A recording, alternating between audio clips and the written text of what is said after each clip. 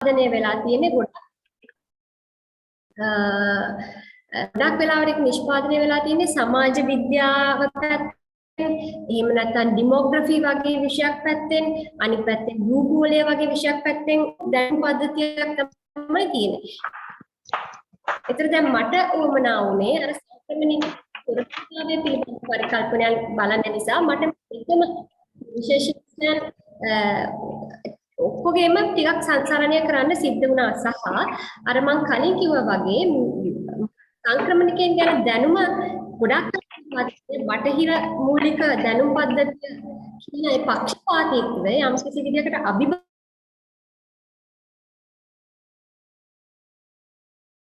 උත්සාහ කරේ අර ඒ බටහිර මේ ජාතික රාජ්‍ය වගේ මූලික අදහස් වලට පදනම් වෙලා තියෙන ඒ සීමාවන් ඉක්මවයින් සංක්‍රමණිකින්ගේ සන්දර්භයෙන් සංක්‍රමණිකින් කෝණයෙන් පුරවැසියෙක් වෙනවා කියන එක අපි තේරුම් ගන්නේ කොහොමද කියන එක. එතකොට මේකෙදි මම තෝරගත්තේ ඇත්තටම සම්මුඛ සාකච්ඡා සිද්ධ කරන්න අර මම කියපු ඕස්ට්‍රේලියාවේ සහ නවසීලන්තයේ ජීවත් වන සංක්‍රමණිකින් එක්ක. ඒතර සාකච්ඡා සම්මුඛ සාකච්ඡා තෝරගද්දි නැවත වතාවක් මම කල්පනා කරා මේක දැන් ගුණාත්මක ක්වලිටේටිව් ගණේ පරීක්ෂණ ක්‍රම තෝරගත්තේ. එතකොට මොන විදිහේ සම්මුඛ සාකච්ඡාවක්ද මම කරන්න කියලා. එතකොට සාකච්ඡාවල විවිධ ක්‍රම තියෙනවා. ඒ අතරින් මම මේ අර්ධ ව්‍යුහගත එහෙම නැත්නම් සෙමි ස්ට්‍රක්චර්ඩ් කියන සම්මුඛ සාකච්ඡා වර්ගීකරණ එක හොඳයි කියලා මට හිතුණා. මොකද එක පැත්තකින් මට අවශ්‍ය වුණා මගේ පාටිසිපන්ට්ස්ලාත් එක්ක ටිකක් ගැඹුරු විදිහේ සාකච්ඡාවකට යන්න. හැබැයි අනිත් පැත්තට මට තිබුණු එක්තරා මේ රෙස්ට්‍රික්ෂන්ස් නිසා කාලය, ෆන්ඩින් වගේ දේවල් නිසා සංක්‍රමණ වගේ විෂයක් ගැන පරීක්ෂණ කරන එක ඉතාම මේ මිල අධිකයි. මොකද අපි ගොඩක් කාර්ය කරන්න ඕනේ විවිධ ශේෂ්ත්‍ර වලට යන්න ඕනේ. මගේ පරීක්ෂණය ඇත්තටම මේ රටවල් දෙකේ නගර 4ක සිද්ධ වුණේ. එතකොට මේ නගරවලට මට ගිහිල්ලා ඉන්න පුළුවන් කාලය, accommodation, මට හම්බෙන රිසර්ච් allowance එක මේ ඔක්කොම ගැන හිතලා මට සිද්ධ වුණා යම් කිසි විදිහක ව්‍යුහයක් ඇතුලේ. හැබැයි ගොඩක්ම ව්‍යුහගත ඇතුලේ. ඒ කියන්නේ අපි සම්මුඛ සාකච්ඡාවකට යද්දී මේ ප්‍රශ්නාවලිය සම්පූර්ණයෙන්ම හදාගෙන ගියොත් එතන තියෙන ෆ්ලෙක්සිබිලිටි එක නම්‍යශීලීත්වය අඩුයි. ඒ නිසා මම සෙමි ස්ට්‍රක්චර්ඩ් කියන විධික්‍රමය පාවිච්චි ඒ කියන්නේ මට තිබේ ටිකක් අර අර්ධ විදියට හදාගත්ත මූලික ගණයේ ප්‍රශ්නයක්. හැබැයි සිද්ධ සම්මුඛ සාකච්ඡාවට ඒ ප්‍රශ්න මම අහන විදිහ, ඒ ප්‍රශ්නවල ඒ සාකච්ඡාව අපි කරගෙන යන ඒ රිද්ම් එක, ඒ වගේ දේවල් මට වෙනස් කරගන්න පුළුවන්කම තිබ්බා. ඒතර මම මේක කළේ මොකද එතකොට මේ අපි සම්මුඛ සාකච්ඡාවකින් අපි කතා කරන්නේ ජනයා එක්කනේ. ඒතර ඒ ජනතාවගේ වෙනස්කම් අපිට ඇකමඩේට් කරන්න පුළුවන් වෙන්න. නමුත් අනිත් පැත්තෙන් පොඩි ව්‍යුහගතභාවයකුත් තියාගන්න. මොකද මට තිබ්බ රෙස්ට්‍රික්ෂන්ස් නිසා. එතකොට මේ වගේ ක්‍රමයක් තෝරගනිද්දී තියෙන ප්‍රධාන විවේචනයක් තමයි සෙමි ස්ට්‍රක්චර්ඩ් ඉන්ටර්විව් එකකදී තියෙන උපකල්පනය තමයි මම පාවිච්චි කරපු උපකල්පනය තමයි අපි මේ සම්මුඛ සාකච්ඡාව හරහා මම එකතු කරගන්න දත්ත ඒවා ඉන්ටර්ප්‍රිට් කරන්නේ මම ඉන්ටර්විව් කරන මගේ පාටිසිපන්ට්ුත් අපි දෙදෙනා අන්‍යෝන්‍ය සම්බන්ධතාවයේ ප්‍රතිඵලයක් හැටියට එක. ඒ කියන්නේ මට හැකියාවක් නැහැ. මම තෝරගත්ත ක්‍රමය අනුව මේ දැනුම මම යොදා ගන්න දත්ත සම්පූර්ණයෙන්ම මගේ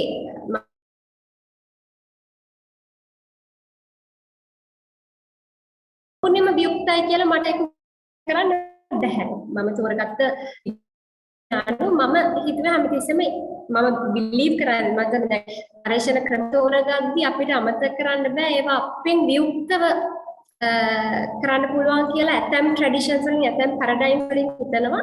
නමුත් මම විශ්වාස කරන විදිහට මගෙන් වියුක්තව මට සත්‍ය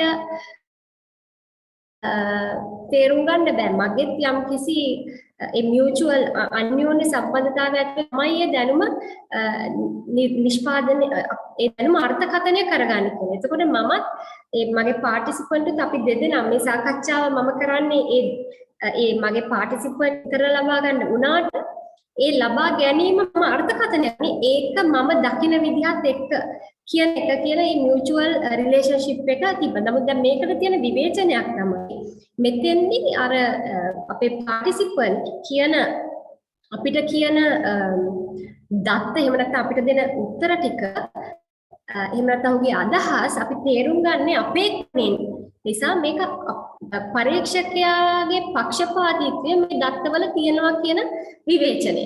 ඉතින් මේ විවේචනයට යම්කිසි විදිහකට ආමන්ත්‍රණය කිරීම සඳහා මම ගත් උපාය මාර්ගයක් තමයි මගේ පරීක්ෂකයා හැටියට මගේ පොසිෂනැලිටි එක මගේ ස්ථානගත වීම මම මගේ රීඩර්ට බොහොම පැහැදිලිව සඳහන් කරනවා. ඒ කියන්නේ පැත්තකින් මගේ බයසස් ටික මගේ පක්ෂපාතීත්වයන් ටික මෙන්න මේවා විය හැකි කියන පණිවිඩය මම මගේ රීඩර්ට මගේ පරීක්ෂණය කියවන කෙනාට මම ලබා දෙනවා. එතකොට මම ඔහුට හෝ ඇයට අවස්ථාව ලබා දෙනවා මම අර්ථකථනය කරලා තියෙන දත්ත මේ විදිහට අර්ථකථනය කරන්න මගේ මෙන්න මේ පොසිෂනැලිටිස් ටික සමහර විට හේතුවක් වෙන්න ඇති කියලා. ඒතර කියවන දෙයක් ලැබෙනවා මේක මේ ආත්මීය එන්නත සබ්ජෙක්ටිව් විදිහට අර්ථකථනය කරපු දත්තද කියන එක. ඒතකොට මම මගේ පොසිෂනැලිටි එක අර්ථ දැක්වීම සඳහා ප්‍රධාන ක්‍රම තුනක් පාවිච්චි කරා. ඒ කියන්නේ එක පැත්තකින් මම පැහැදිලි කරා මගේ සාමාන්‍ය මාව මට අර්ථකථනය කරන්න පුළුවන් මගේ මූලික අනන්‍යතාවය පිළිබඳ කරුණු. මගේ වයස වෙන්න පුළුවන්, මගේ ජාතිකත්වය, මගේ ඒ වගේ වයස, මගේ ජෙන්ඩර් එක සහය අදාළ ඒ වගේ පොසිෂනැලිටිස් ටික. අනිත් පැත්තේ මම සබ්ජෙක්ටිව් හැටියට මගේ ආත්මීය ගත ස්ථානගත වීම මම පැහැදිලි කරා. මොකද ඇත්තටම මට තියෙනවා මගේ පවුලේ යම්කිසි විදිහක සංක්‍රමණික බෑග්ග්‍රවුන්ඩ් එකක්. එතකොට මම මගේ පරීක්ෂණ ක්‍රමයන් අනුව සමුඛ සාකච්ඡාවන් කරද්දී ශ්‍රී ලාංකික සංක්‍රමණිකයන් එක්ක මට මගේ අර බෑග්ග්‍රවුන්ඩ් එකෙන් එන ශ්‍රී ලාංකික සංක්‍රමණිකයන් ගැන මට තියෙන මූලික අදහස්, මට තියෙන අත්දැකීම්, මම අහලා තියෙන කතන්දර වගේ දේවල් වලින් මට සම්පූර්ණයෙන්ම වියුක්ත වෙන්න බෑ. ඉතින් ඒක නිසා මේක පැහැදිලි කිරීමක් සිදු කරා මගේ රීඩර්ස්ලාට. ඉතින් දැන් අර හැමදෙස්සෙම මම හිතන්නේ පරීක්ෂණයකදී ඒ පරීක්ෂණ ක්‍රම තෝරගද්දී මම හිතන්නේ ඒකේ අපිට 100ක් හරි ක්‍රමයක් එහෙම අපිට තෝරගන්න පුළුවන් කියලා. ඇට්ලිස්ට් මම මේ ක්වොලිටේටිව් ක්‍රම ගොඩක් භාවිතා කරන පරීක්ෂකෙක් විදිහට. නමුත් අපිට තියෙන්නේ සාපේක්ෂ වශයෙන් අපේ තෝරා ගැනීම කරන්න සහ ඒ තෝරා ගැනීම හැකියතරම් යුක්තානුයුක්ත කරමින් ඒවා සාධාරණ තෝරා ගැනීම බවට පත් කරන්න මේ වගේ තමන්ට යම්කිසි පක්ෂපාතීත්වයන් තියෙනවා නම් ස්ථානගත වීම තියෙනවා නම් ඒවා ගැන පුළුවන් තරම් නිරාවරණය කරන එක කියලා තමයි ඇත්තටම මම හිතන්නේ.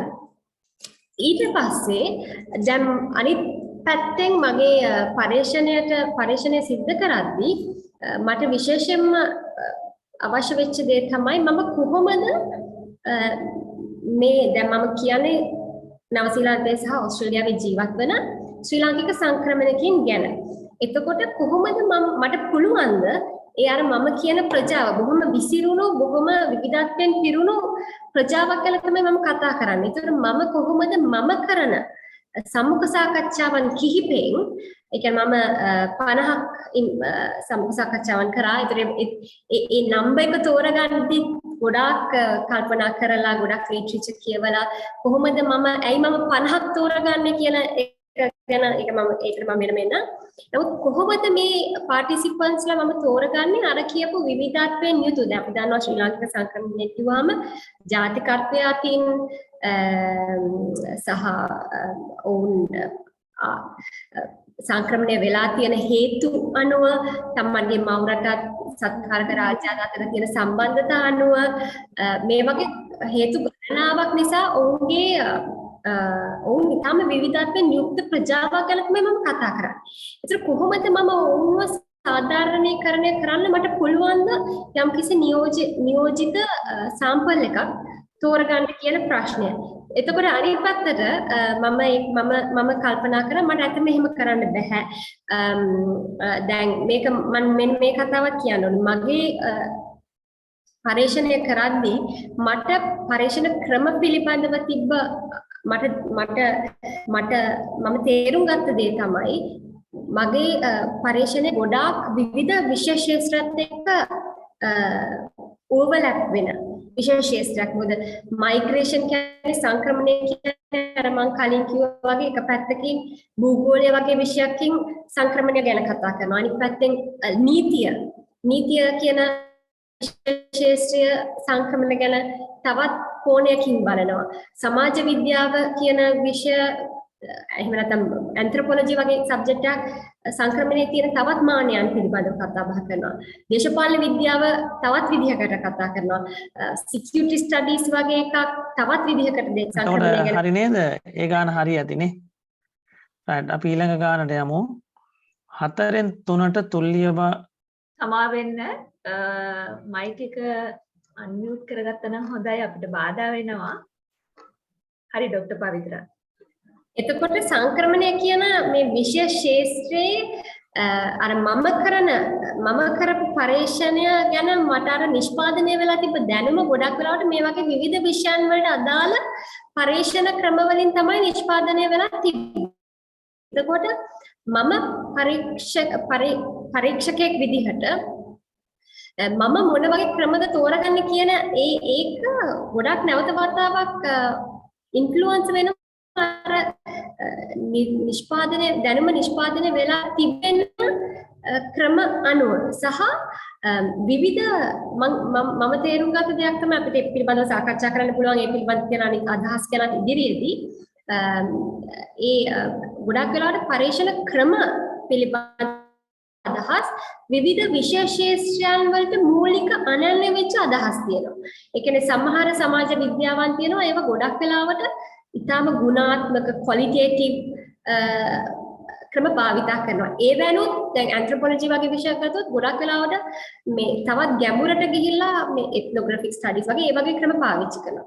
අනිත් පැත්තට මේ පොලිටිකල් සයන්ස් වගේ සබ්ජෙක්ට් එක ඒකේ විවිධාකාර විධික්‍රම භාවිතා කරන පරීක්ෂකෙන් ඉන්නවා තමයි. නමුත් තවමත් ලොකු මේ අධිකාරී බලයක් තියෙනවා ක්වොන්ටිටේටිව් වගේ. ඒ කියන්නේ මේ ප්‍රමාණාත්මක වශයෙන් ඒ කියන්නේ සර්වේ වගේ යා විශාල සාම්පල් එකක් රික්‍රූට් කරලා දත්ත ලබා ගන්න ක්‍රම තාමත් ඉතාම ලොකු අධිකාරී බලයක් දේශපාලන විද්‍යාව වගේ සබ්ජෙක්ට් එකකට තියෙනවා. ඒතර දැන් මම මේ ඉන්ටර්සෙක්ෂන් එක තියෙන කොටසක් තෝරගත්තාම කොහොමද අපි මේව ජස්ටිෆයි කරන්න කියන ප්‍රශ්නේ නිතරම මටත් මගේ සුපර්වයිසර්වත් අපි නිතරම සාකච්ඡා කරපු දේවල්.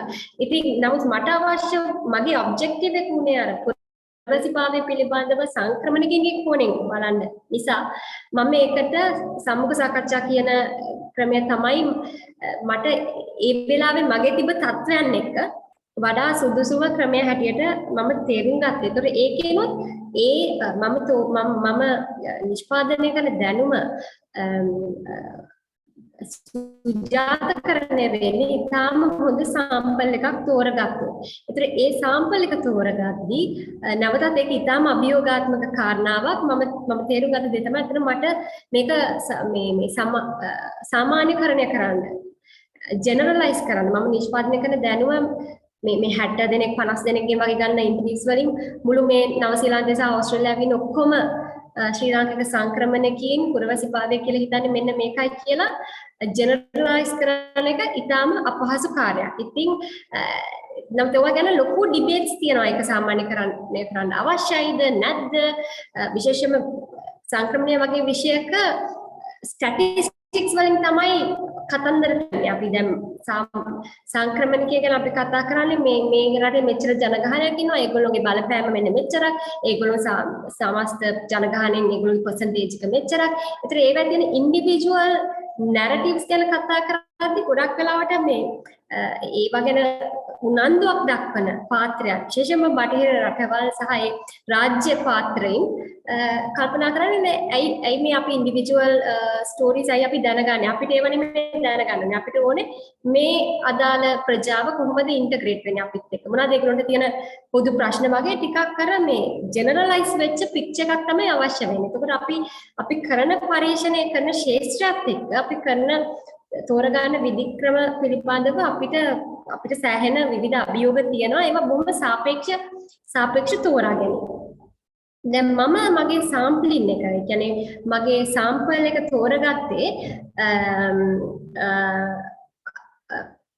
කියන්නේ සාපේක්ෂ වශයෙන් නැවතවතාවක් සාපේක්ෂ වශයෙන් කොහොමද ඒ රටවල් දෙකේ ඉන්න ශ්‍රී ලාංකික ප්‍රජාව අඩු වැඩි වශයෙන් නියෝජනය කරන්න කියන එකට. එතෙන්දි මම ඒ ප්‍රජාවේ තියෙන මූලික තත්වයන් ජනවාර්ගිකත්වය වෙන්න පුළුවන්, ජෙන්ඩර් එක, ඊට අමතරව ඔවුන්ගේ වීසා ස්ටේටස් එක, සිටිසන්ෂිප් ස්ටේටස් එක වගේ දේවල් බලලා මම යම්කිසි මට පර්සන්ටේජ් එකක් හදාගත්තා. මම කරන්නේ ඉන්ටර්විව්ස් 60ක් නම් මට මුලින්ම 60ක් කරන්න උවමනාව තිබ්බා. නමුත් මට කරන්න පුළුවන් වුණේ 51ක්. ඒ 60 මෙන්න මේ විදිහට තමයි බෙදෙන්නේ. මෙන්න මෙච්චරක් පර්සන්ටේජ් එකක් මෙන්න මේ ජන වර්ගයේ සමාජිකයන් ඔවුන්ගේ ජෙන්ඩර් එක මෙන්න මේ විදිහට ඕනේ, වීසා ස්ටේටස් එක පර්සන්ටේජ් එක මෙහෙම වෙන්න ඕනේ. ඔන්න ඔය ඒ වගේ ලොජික් එකකින් තමයි මම මගේ සාම්පල් එක තෝරගත්තේ. ඔවුන් රෙක්රූට් කරන්න. ඒ කියන්නේ මේ සාම්පල් එකට බඳව ගන්න මම භාවිතා කරේ ස්නෝබෝලින් කියන ටෙක්නික් එක. ඒ කියන්නේ අර අපි කෙනෙක් අඳුරගත්තාම අපි ඒ කෙනා හරහා තවත් කෙනෙක්ව අඳුර ගන්නවා. මොකද විශේෂම සංක්‍රමණය වගේ විශේෂ ශාස්ත්‍රයක් ගැන සාම්පල් එකක් රික්‍රූට් කරන එක බොහොම ටිකක් අභියෝගාත්මකයි. විශේෂම ඒ වගේ ප්‍රදේශයක ජීවත් නොවන පරීක්ෂකෙක්ට. මොකද මම ලංකාවේ ඉන්න මට නවසීලන්තයේ සිඩ්නි නුවර ඉන්න ශ්‍රී ලාංකික ප්‍රජාව හැම කෙනෙක්ම මම දන්නේ නැහැ. එතකොට මට අලුතෙන්ම සිද්ධ වෙනවා මගේ නෙට්වර්ක් එකක්, මගේ ජාලයක් හදාගන්න. ඒතර ඒ ජාලය හරහා මම අර හොයන පර්පස් සාම්පලින් එක කරන්න තෝරාගත්ත විදිහට මේ මගේ අර මට උමනා විදිහට නියෝජිත කණ්ඩායමක් තෝරගන්න මට ටිකක් ලොකු නෙට්වර්ක් එකක් තියෙන්න ඕනේ. එතකොට ඒ නෙට්වර්ක් එකට, ඒ කියන්නේ ඒ කමියුනිටි එකට මට එන්ටර් වෙන්න, මට ඇතුළත් වෙන්න තෝරගත්තේ ස්නෝබෝලින් කියන ටෙක්නික් එක. දැන් ස්නෝබෝලින් ටෙක්නික් එකට තියෙන ප්‍රධාන විවේචනයක් තමයි ස්නෝබෝලින් පාවිච්චි කරාම අපි එකම විදිහට හිතන, එකම විදිහට කල්පනා කරන මේ පාටිසිපන්ට් එකක් තමයි අපිට රික්‍රූට් කරන්න වෙන්නේ. මොකද අපි එක්කෙනෙක් අඳුරගත්තොත් එයා ඔහුගේ යාළුවෙක් අපිට අඳුරලා දෙන්නේ ගොඩක් වෙලාවට ලයික් මයින්ඩඩ් ලයින් එකකින් තමයි යන්නේ. ඉතින් එතකොට මම ගොඩක් පොයින්ට්ස් විවිධ එන්ට්‍රි පොයින්ට්ස් තෝරගත්ත මේ කමියුනිටි එකට එන්ටර් වෙන්න. දැන් මේ කිසිම දෙයක් ඇබ්සලියුට් කියන්නේ නිර්පේක්ෂ තීරණ නෙමෙයි. ඒවා හැම එකක්ම බොහොම සාපේක්ෂ තීරණ. සාම්පලින් ගැන අපිට ප්‍රශ්න තියෙනවා නම් ඒ කියන්නේ මම ගත්ත තීරණ පිළිබඳව අපි ඉදිරියේදී කතා කරන්න පුළුවන්. ඊට පස්සේ මම ඉතාම කෙටියෙන් කතා කරොත් මේ විධික්‍රම පරීක්ෂණ ක්‍රම ශාස්ත්‍රයේදී භාවිතා කරපු ආකාරය සම්බන්ධයෙන් මම ඇත්තටම මේ ශාස්ත්‍ර පරීක්ෂණයට යන්න කලින් ප්ලෑන් කරාට වඩා ඇත්තටම ශාස්ත්‍ර පරීක්ෂණයට ගියාට පස්සේ තත්ත්වයන් ගොඩක් වෙලාවට වෙනස් වුණා. නැවත වතාවක් අර මම මුලින්ම හිතුවට මම හැමෝම රික්‍රූට් කරලා මගේ පාටිසිපන්ට්ස් හැම කෙනෙක්ම මම රික්‍රූට් කරනවා ශාස්ත්‍රයට යන්න කලින් කියලා. නමුත් ඒක ප්‍රැක්ටිකලි කරගන්න හම්බුන්නේ නැහැ. ඒ වගේම අනිත් පැත්තට ශාස්ත්‍රයට ගියාට පස්සේ සමහරවල් මේ තීරණ ගන්න සිද්ධ වුණා මේ ඒ අනුව ඒ ශාස්ත්‍ර පරීක්ෂණය සිද්ධ වෙන ආකාරය අනුව සහ ඒවැදී හම්බ වෙන පාටිසිපන්ට්ස්ට අනුව. එතනත් මම යම්කිසි විදියක මේ ඩිලෙම්මා එකකට ආවා. එක පැත්තකින් මම පරීක්ෂණ ශාස්ත්‍රයට යද්දී මම ethics approval අරගෙන ගියේ. නිවැරදි විදිහට මම මේ පරීක්ෂණ ක්‍රම විදි කරනවා කියන එකට යම්කිසි අර approval එකක් ගන්න ඕනේ. අපි ජනයා එක්ක සම්බන්ධ මේ විදිහේ පරීක්ෂණ කරද්දී උපාධියක් හදාරන වෙලාවදී ආයතනයේ යම් කිසි විදිහක අධ්‍යාපන ආයතනයේ අනුමැතිය අවශ්‍යයි. ඉතින් ඒකෙදි මම ගත්ත සමහර තීරණ ඇත්තටම පරීක්ෂණ ශාස්ත්‍රයට ගියාම වෙනස් වුණා. දැන් මම ඒ උදාහරණය කියලා මම නතර කරන්න. දැන් මම මගේ ethics application එකේදී ඇත්තටම මම මේ සඳහන් කරලා තිබ්බේ මම written consent එක. ඒ කියන්නේ ලිඛිත කැමැත්ත ලබාගෙන තමයි ලබා ගන්න participants වත් එක්ක තමයි මම මගේ සමුග සාකච්ඡාව කරන්න කියලා. හැබැයි ඇත්තටම මම පරීක්ෂණය කරන්න ගියාම මොකද මගේ අර සාම්පල් එක විවිධ ශ්‍රී ලාංකික සංක්‍රමණිකයන් යුක්ත වෙච්ච සාම්පල් එකක්. ඒකේ විශේෂයෙන්ම සරණාගත වගේ බෑග්ග්‍රවුන්ඩ් එකක ඉන්න සංක්‍රමණිකයන් ටිකක් මැලි වෙනවා නම ගම විස්තර ඩිස්ක්ලෝස් කරලා ඒ වගේ මේ අත්සන යොදලා කැමැත්ත දෙන්න. නමුත් ඊට වැඩිය සාර්ථක ක්‍රම වාචිකව ඔවුන්ගේ කැමැත්ත අරගෙන ඔවුන් එක සම්මුඛ සාකච්ඡාවක් කරන එක. මම ඒක නොකර ඉන්න ඕනේ මොකද මට ethical approval එක verbal consent එකට වාචිකව ලබා ගන්න කැමැත්තෙන් ඉන්ටර්විව් එකක් කරන්න මට අවසරයක් තිබ්බේ නැහැ. හැබැයි මම ශාස්ත්‍රයේදීත් මම මගේ සුපර්වයිසර්ස්ලාත් එක්ක නැවත කතා කරලා මට මෙහෙම මේ සරණාගත බෑග්ග්‍රවුන්ඩ් එක තියෙන සංක්‍රමණිකයන් කීප දෙනෙක් ඉන්නවා. ඔවුන් සමුඛ සාකච්ඡාව කරන්න කැමති. හැබැයි ඔවුන් අර මේ ලිඛිත කැමැත්ත දෙන්න කැමති නෑ. හැබැයි verbal කැමැත්ත දෙන්න කැමති කියලා කිව්වහම මගේ ඇත්තට මගේ සුපර්වයිසර්ස්ලා මට කිව්වා මයිග්‍රේෂන් රිසර්ච් කරන්න ගියාම එහෙම තමයි ඒ ඔපචුනිටි එක ගන්න. මොකද ඒ data ඔබට වැදගත් වෙයි. ඒ අනුව මම ඇත්තටම ඉන්ටර්විව්ස් ඒ වගේ දෙකක් කරා. දෙකක් කරලා ඇත්තට මගේ ආචාර්ය උපාධියේ මම ඒ ටික ලිව්වා. ඒක මම බොහොම අවංක චේතනාවෙන් ඒක කරේ. මොකද ඔවුන්ගේ නැරටිව්ස් ඒ ස්ටෝරීස් මට මිස් වෙනවා. ඒක මම කරේ නැත්තම්. ඒතර මම එතෙන්දී ප්‍රමුඛ ස්ථානය දුන්නේ ඒ නැරටිව්ස් ඒ කතන්දර ටික ලබා ගන්න. හැබැයි ඇත්තටම මම ආචාර්ය පදේ ලියලා ඒක විභාග වෙද්දී මට නැගිච්ච ලොකුම මේ චෝදනාවක් තමයි මම ethical approval එකට පරිබාහිරව මම ක්‍රියාමාර්ග අරගෙන තියෙනවා. ඒක තමයි. ඒක වැරදි වැඩක්. හැබැයි අනිත් පැත්තට ඒක මට තාමත් උබත කෝටිකයක්. මොකද ගොඩක් වෙලාවට මේ මං කරපු විදිහේ ස්ටඩීස් කරද්දී පරීක්ෂණ ශාස්ත්‍රයේ අපිට ඇත්තටම නියෝජනය වෙන දත ලබා ගන්න නම් විශේෂයෙන්ම සරණාගත බෑග්ග්‍රවුන්ඩ් එක වගේ ටිකක් ඊටම සංවේදී තත්වයන් සහිත සංක්‍රමණිකයින් ගොඩක් වෙලාවට කැමති වෙන්නේ නැහැ ඒගොල්ලෝගේ ලිඛිත අවසරය ලබා දෙන්න. නමුත් ඒක නිසා අපි ඔවුන්ව මගහැරලා ගියොත් ඔවුන්ගේ කතන්දර කවදාවත් අපිට නියෝජනය කරන්න හම්බෙන්නේ නැහැ. නමුත් අනිත් පැත්තෙන් ethical approval එක නැති එක කරන්නත් බැහැ. ඔය කියන මේ ළමයි මම හිතන්නේ ගොඩක් අපේ මගේ වගේ ස්ටඩීස් කරන පරීක්ෂකින්ට තියෙනවා. තවත් දේවල් තියෙනවා. නමුත් අපේ වෙලාවත් එක්ක මම හිතන්නේ මම එතනින් නතර කරන්න. පරීක්ෂණය කරන ප්‍රශ්නෙට මම උත්තර දුන්නේ නැහැ. මම බොහොම ස්පෙસિෆික් දෙයක් කතා කරේ. නමුත් අපි ප්‍රශ්න උත්තර වටේදී ඒ සම්බන්ධයෙන් ප්‍රශ්න තියෙනවා නම් මම කැමති මගේ අදහස් ඉදිරිපත් කරන්න. එහෙම ස්තුතියි ડોક્ટર පවිත්‍රා. මම හිතන්නේ පළමු අධ්‍යයනයේ පළමු ඔබත් සමග අය අදහස් බෙදාගත්ත අපිට පුළුවන් ඇයගේ ඉදිරිපත් කිරීම සම්බන්ධයෙන් පැනනගින ගැටලු ඉදිරියේදී කතා කරන්නට. ඉතින් ඒත් එක්කම මම කැමති දෙවන අවස්ථාව ලබා දෙන්න ડોક્ટર අශෝකට. ડોક્ટર අශෝක අපිත් එක්ක සම්බන්ධ වෙලා ඉන්නව නේද? ඔව් ඇහෙනව නේද සමාධි මාව? ඇහෙනවා. රයිට් ඕකේ.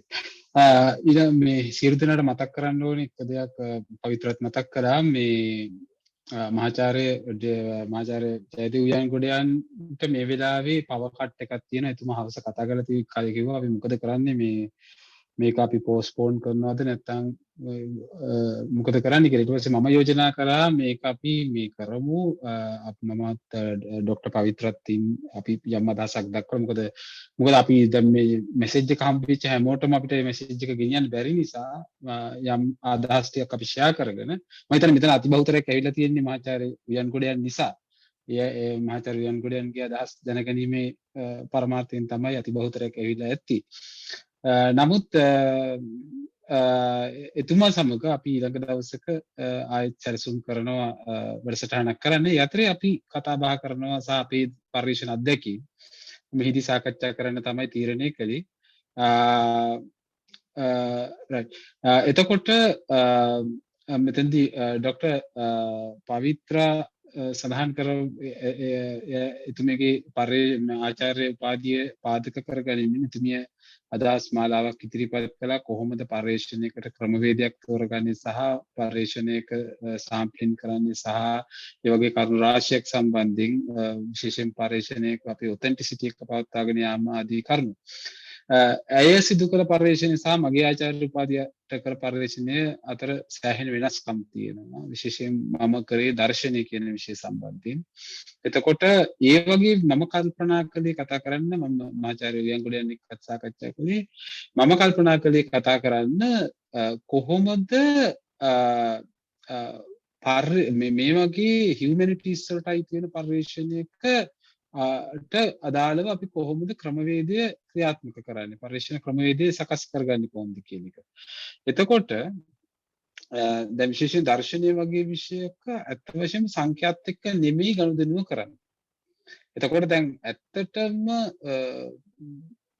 සංඛ්‍යා සමග ගනුදෙනු කිරීම, ඒ කියන්නේ අපි මෙතෙන්දී ක්වොන්ටිටේටිව් සහ ක්වොලිටේටිව් කියලා පර්යේෂණ ක්‍රම දෙකක් ගැන ආචාර්ය පවිත්‍රා කතා කළා. අපි දන්නවා ඒක අපි බොහෝ දෙනෙක් දන්න දෙයක්, ගුණාත්මක පර්යේෂණ ක්‍රමවේදය සහ ප්‍රමාණාත්මක පර්යේෂණ ක්‍රමවේදය කියලා. නමුත් දර්ශන විෂයේදී ප්‍රමාණාත්මක පර්යේෂණ ක්‍රමවේදයක් පාවිච්චි කරන්න පුළුවන්, ඒක ගැටලුවකුත් නැහැ. නමුත් බහුතරයක් වශයෙන් සිද්ධ වෙන්නේ ගුණාත්මක පර්යේෂණ ක්‍රමවේදය පාවිච්චි කරන එක. එතකොට මෙතෙන්දී මම සාකච්ඡා කරන්න කැමති මම පාවිච්චි කරපු පර්යේෂණ ක්‍රමවේදය ගැන. ඒක තමයි විසංයෝජනය කියන දේ. ඒ කියන්නේ විසංයෝජනය කියන එක පර්යේෂණ ක්‍රමවේදයක් වශයෙන් පාවිච්චි කිරීම තම අලුත් දෙයක් සහ ඒක තවමත් සමහරු ඒක පර්යේෂණ ක්‍රමවේදයක්ද නැද්ද කියන එක පිළිබඳව පවා ප්‍රශ්න තියෙනවා. නමුත් ඒ පර්යේෂණ ක්‍රමවේදයක් විදිහට පාවිච්චි කරලා වෙච්ච පර්යේෂණ ගොඩාක් තියෙනවා. නමුත් දර්ශනීය විෂයේ තියෙන ලක්ෂණයක් තමයි දර්ශන විෂයේ යමක් හරි නැහැ.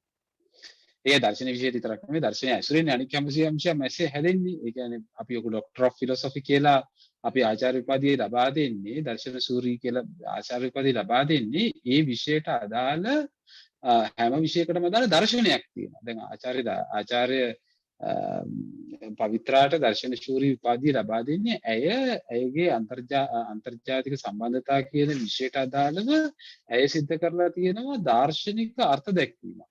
අන්නේ දාර්ශනික අර්ථ දැක්වීම පාදක කරගැනීමෙන් තමයි ඇගේ දර්ශන ශූරී උපාධිය පිරිනමන්නේ.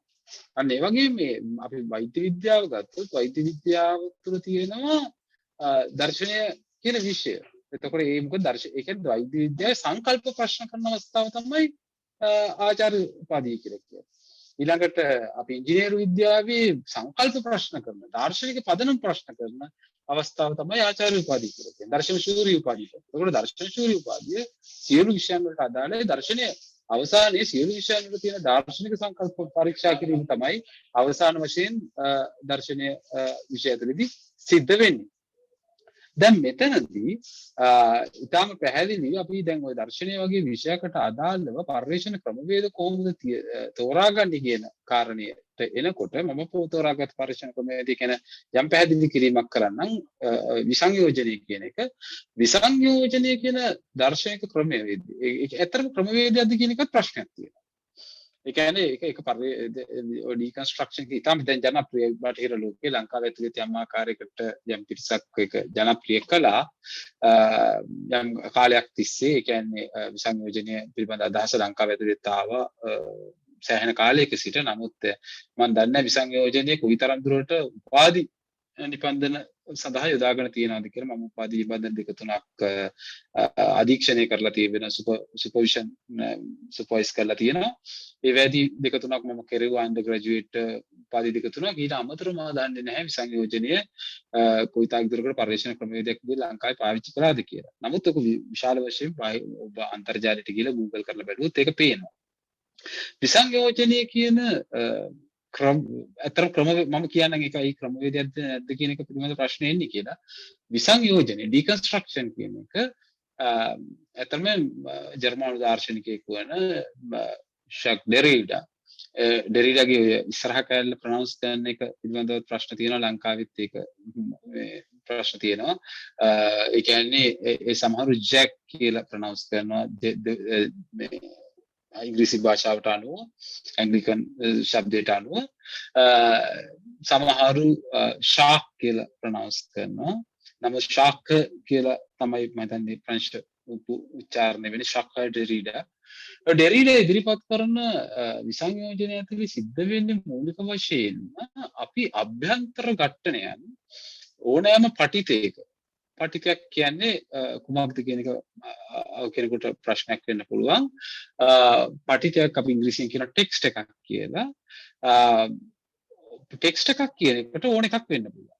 ඒ කියන්නේ අපි දැන් චිත්‍රයක් වෙන්න පුළුවන්, සිනමාව වෙන්න පුළුවන්, කවිය වෙන්න පුළුවන්. එහෙම නැත්නම් මොකක් හරි ගණිතමය නිර්මාණයක් වෙන්න පුළුවන්.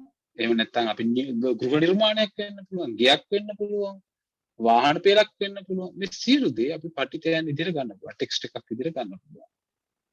එතකොට අපි විසංයෝජනයේ ලංකාවේ තියෙන ප්‍රශ්නයක් තමයි විසංයෝජනය කියලා කියන්නේ කඩා බිඳ දැමීම වගේ කියන අදහසක් අරන් තියෙනවා. ඒ පරිශ්‍රණ ක්‍රමවේදයක් විදිහට අපි විසංයෝජනය ගන්නකොට විසංයෝජනයේ අදහස කියන්නේ ගොඩක් තියෙන අධිකාරිය කියන එක. එහෙම නැත්නම් ඒක ඩිස්ට්‍රක්ෂන් එකක් කියලා. විසංයෝජන පරිශ්‍රණ තුලදී සිද්ධ වෙන්නේ ඒක තමයි තාම සියුම් දාර්ශනික ප්‍රශ්නය වෙන්නේ. හරිද? විසංයෝජනීය තුලදී සිද්ධ වෙන්නේ එහෙම තියෙන අධිකාරියක් සම්පූර්ණයෙන් විනාශ කිරීමක් නෙමෙයි. ඒ විසංයෝජන කියන පරිශ්‍රණ ක්‍රමවේදයේ තියෙන ඊටාම සියුම්ම තැනත් එතනම. ඒක අමාරු වෙන තැනත්, දුෂ්කර වෙන, සංකීර්ණ වෙන, තේරුම් ගන්න බැරි තැනත් ඒකමයි. විසංයෝජනයේදී අපි කරන්නේ අභ්‍යන්තර ඝට්ටනයන්. අපි ඒක කියන ග්‍රීක භාෂාවෙන් අපෝරියා කියලා. අපෝරියාවන් නිෂ්ප්‍රායන් මතු කරලා පෙන්නන්නේ. දැන් මම මගේ පරිශ්‍රණයේ තුල මම සිද්ධ කළේ එහෙම යම් කෘතියක් ඇතුලේ ටෙක්ස්ට් එකක් ඇතුලේ තියෙන අපෝරියාවන් මතු කරලා පෙන්නන එක. ඒ කියන්නේ මම කරේ නාගර්ජුන කියන දෙවන සියවසේ හිටපු බෞද්ධ දාර්ශනිකයා මධ්‍යමක දර්ශනය නිර්මාණය කරපු බෞද්ධ දාර්ශනිකයාගේ අග්‍රකෘතිය වෙන මැග්නම් ඔපුස් එක වෙන මූල මධ්‍යම කාරිකාව කියන දාර්ශනික කෘතිය ඇතුලේ තියෙන අපෝරියාවන් පෙන්වන්නේ. එතකොට ඩිකන්ස්ට්‍රක්ෂන් කියන එක ඇතුලේ තියෙන්නේ විනාශය කිරීම නෙමෙයි, ඒක තාම සියුම් පරීක්ෂණයකට ලක් කිරීම. කෘතියක් සියුම්ම පරීක්ෂණයට ලක් කිරීම. ඒක තමයි ඩිකන්ස්ට්‍රක්ෂන් කියන්නේ. එතකොට ඒක එක්තරා ආකාරයකට පිළිගත්තු පර්යේෂණ ක්‍රමවේදයක්. ඒක හියුමැනිටිස් වල මානව ශාස්ත්‍රයන් වල තියෙන තාම සියුම් සහ අලුත් පර්යේෂණ ක්‍රමවේදයක්. කෘතියක් සියුම්ම පරීක්ෂා කිරීම. එතකොට ඒකෙදි අපි පරීක්ෂා කරන්නේ අපි කොයිතරම් දුරට නිෂ්ප්‍රායන්, ඒ කියන්නේ ලෝකයේ යමකට දිය හැකි. දැන් අතර මේ දාර්ශනික පරීක්ෂා කිරීම කියන ඒවා. එතකොට එතනත් මම පොඩ්ඩක් තර්කණය පිළිබඳ කාරණයකට දෙන්නම්. ඒ කියන්නේ දැන් ලෝකේ අපි අපේ තාමත් අධිපතිත්වයක් තියෙනවා. මේ ආචාර්ය පවිත්‍රා කිව්වා වගේ සංඛ්‍යා ලේඛන සඳහා අධිපතිත්වයක් ලෝකේ පරිශ්‍රණ ක්‍රියාවලිය ඇතුලේ තාම තියෙනවා. ඒ කියන්නේ සංඛ්‍යා වලින් කියන ඒවා අපි පිළිගැනීම වැඩි. ඒ කියන්නේ දැන් සංඛ්‍යාත්මක ඒ කියන්නේ දැන් ඒ කියන්නේ අපි සාම්පල් එකක් අපි රැස් කරලා අපි සම්මුඛ සාකච්ඡා කරලා දත්ත රැස් කරලා දත්ත විශ්ලේෂණය කරලා සංඛ්‍යානමය SPSS වගේ software එකක් පාවිච්චි කරලා අපි graphs වලින් එහෙම පෙන්වන පරිශ්‍රණ වලට තාමත් අධිපතිත්වයක් තියෙනවා. නමුත් ඒක දැන් විශාල වශයෙන් ප්‍රශ්න කරමින් ඉන්නවා. ඒකට එක හේතුවක් තමයි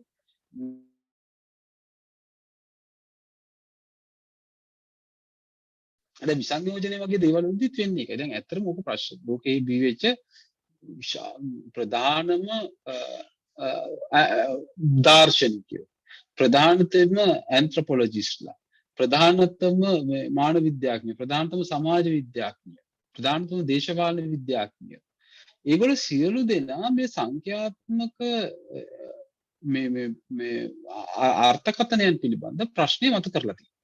ඒ කියන්නේ අපි උදාහරණයක් විදිහට ශාක් ඩෙරිඩාගේ ඉඳන් ගත්තොත්, මිෂෙල් ෆූකෝ එහෙම ගත්තොත් එහෙම දැඩි ලෙස ඒ ක්‍රමවේදයට විරුද්ධයි. එතකොට හබමාස් වගේ දාර්ශනිකයෙක් ගත්තොත්, පෝල් රිකර් වගේ දාර්ශනිකයෙක් ගත්තොත්, පියර් බෝර්දේ වගේ සමාජ විද්‍යාඥයෙක් ගත්තොත්, මේ අය අත වශයෙන්ම ප්‍රශ්න කරනවා මේ සංඛ්‍යා දත්ත වලින් අපිට අපේ යථාර්ථය කියන්න පුළුවන්. සහ අපිට මේක අපිට ආපු අර යථානුභූතවාදය තුල, යථානුභූතවාදී කියලා තියෙන පොසිටිවිසම් කියලා අපි ඉංග්‍රීසියෙන් කියනවා. යථානුභූතවාදී කියන්නේ එක්තරා ආකාරයකට 19 වෙනි සියවසේ අගභාගයේ සහ 20 වෙනි සියවසේ යම් ආකාරයකට ස්ථාපිත වෙච්ච අදහසක්. ඒකට බලපෑවේ ප්‍රධාන වශයෙන් ස්වභාවික විද්‍යාවන්ගේ වර්ධනය වෙයි. හරිද? එතකොට මේ ස්වභාව විද්‍යාවන්ගේ වර්ධනය වීම ඔස්සේ ඇතිවෙච්ච ප්‍රවණතා අපිට මිනිස්සු තේරුම් ගන්න පාවිච්චි කරන්න පුළුවන්. right? ඒ කියන්නේ දැන් එතකොට තමයි දැන් මේ ඩීකන්ස්ට්‍රක්ෂන්, ඒ කියන්නේ විසංයෝජනීය අර්ථකථන හර්මිනිටික්ස් කියලා කියනවා, අර්ථකථන වේදය.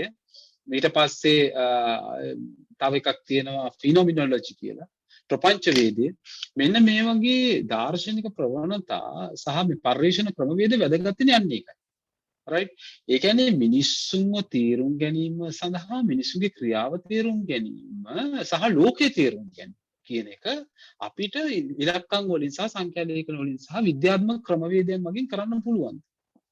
දැන් සංඛ්‍යාත්මක ක්‍රමවේදය ඇතුලේ, මේ කියන්නේ ප්‍රමාණාත්මක ක්‍රමවේදය ඇතුලේ ක්වොන්ටිටේටිව් රිසර්ච් වලදී කරන්නේම අපිට කියනවා ඕගොල්ලෝ මේක රිපීටබල් වෙන්න පුළුවන් වෙන්න ඕනේ කියලා. දැන් ඩෙරිඩා වගේ දාර්ශනිකයෙක් ඇටැක් කරන්නේ මේ රිපීටබිලිටි එක. ඒ කියන්නේ දැන් උදාහරණයක් විදිහට දැන් ඇත්තට මේකට බලපෑවේ අයිසැක් නිව්ටන් වගේ දාර්ශනිකයෙක් සහ විද්‍යාඥයෙක්. අයිසැක් නිව්ටන් වගේ අය ගෙනාවා ක්‍රමයෙන් මේ ඒ අයතුළු තව අය මිට සියවස් කිහිපයකට කලින් විද්‍යාත්මක ක්‍රමවේදයක් හඳුන්වා දුන්නා. හරිද? ලංකාවේ හැබැයි මේකට ඇත්ත වශයෙන්ම යම් ආකාරයකට ඇටැක් එකක් දීපු කෙනෙක් තමයි මේ මම පිළිගත්තේ නැතත් මහාචාර්ය නලින්ද සිල්වා. මේ විද්‍යාත්මක ක්‍රමවේද මොකද යා ඔය මේ මම හිතන්නේ ඔය පස්සේ කාලේ හිටපු බටහිර හැදිච්ච තම හොඳ දාර්ශනික කීප දෙනෙක්ගේ දේශන වලට එම සහභාගී වෙලා තියෙනවා. මා දන්න තරමින් තෝමස් කුන් ෆෙයරබෙන්ඩ් වගේ අයකි. එතකොට මේකේ ලංකාවේ මුලින්ම මේ විද්‍යාත්මක ක්‍රමවේදයට ඇටැක් එකක් දෙන්නේ අතරම මම දන්න තරමින් නම් නලින් තමයි. නමුත් අපි නලින්ගේ වෙන ප්‍රශ්න තියෙනවා නලින් දෙසිල්ලාගේ. right. එතකොට මේ විද්‍යාත්මක ක්‍රමවේදයේ තියෙන එක තමයි විද්‍යාත්මක ක්‍රමවේදය අපි හිතනවා යම් ආකාරයකට ඒ කියන්නේ දේවල් ඇබ්සලියුට්ලි අපිට ගන්න පුළුවන් කියලා. හරිද? ඒ කියන්නේ දැන් අපි නිව්ටන්ගේ න්‍යායන් ගත්තොත් එහෙම නිව්ටන්ගේ න්‍යායන් වල නියමයන් වල යා තියෙනවා දැන් ඒකාකාරී ප්‍රවේගයේ යම් වස්තුවක් චලනය වෙනවා. ඒකට බාහිර ඝර්ෂණයක් ආවේ නැත්නම් ඒක ඒකාකාරී වේගයෙන් චලනය වෙනවා කියලා. එතකොට ඒක ඇබ්සලියුට්ලි වෙන එකක්, ඇබ්සලියුට් බොඩි එකක් ඇතුලේ මිසක් ඒක ඇත්ත ලෝකයේ වෙන්නේ නැහැ එහෙම.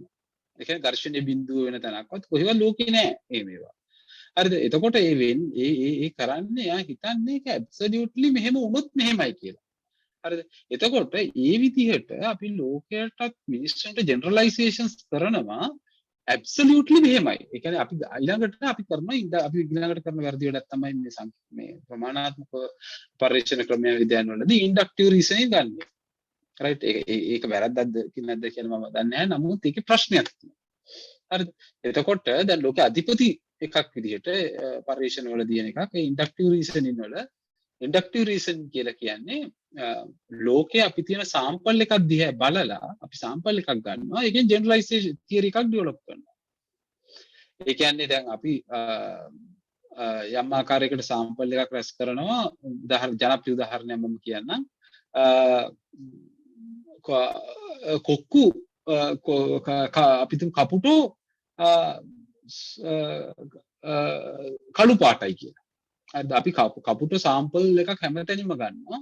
බලාගෙන යනවා. අපි ඒ බලන හැම කපුටම සුදු කළු පාටයි. නමුත් ඒකෙන් කියවෙන්නේ නැහැ ලෝකෙ කොහේ හරි සුදු කපුටෙක් ඉන්න බෑ කියලා. හරිද? ඒක තමයි අර ඉන්ඩක්ටිව් රීසනින් වල තියෙන ප්‍රශ්නේ. ඒ කියන්නේ අපි එතකොට අපි මේ සාම්පල්ස් අරන් අපි කියන ජෙනරලයිස් කරන සත්‍යයක් තියෙනවා නම් ඒ සත්‍යය ඒ කියන්නේ අපි අරන් යන සත්‍යය සම්බන්ධයෙන් ප්‍රොබ්ලම් ඔෆ් ඉන්ඩක්ෂන් කියලා ඔක කතා කරලා තියෙනවා මේ බරපතල විදිහටම ඩේවිඩ් හ්යුම් කියන දාර්ශනිකයා.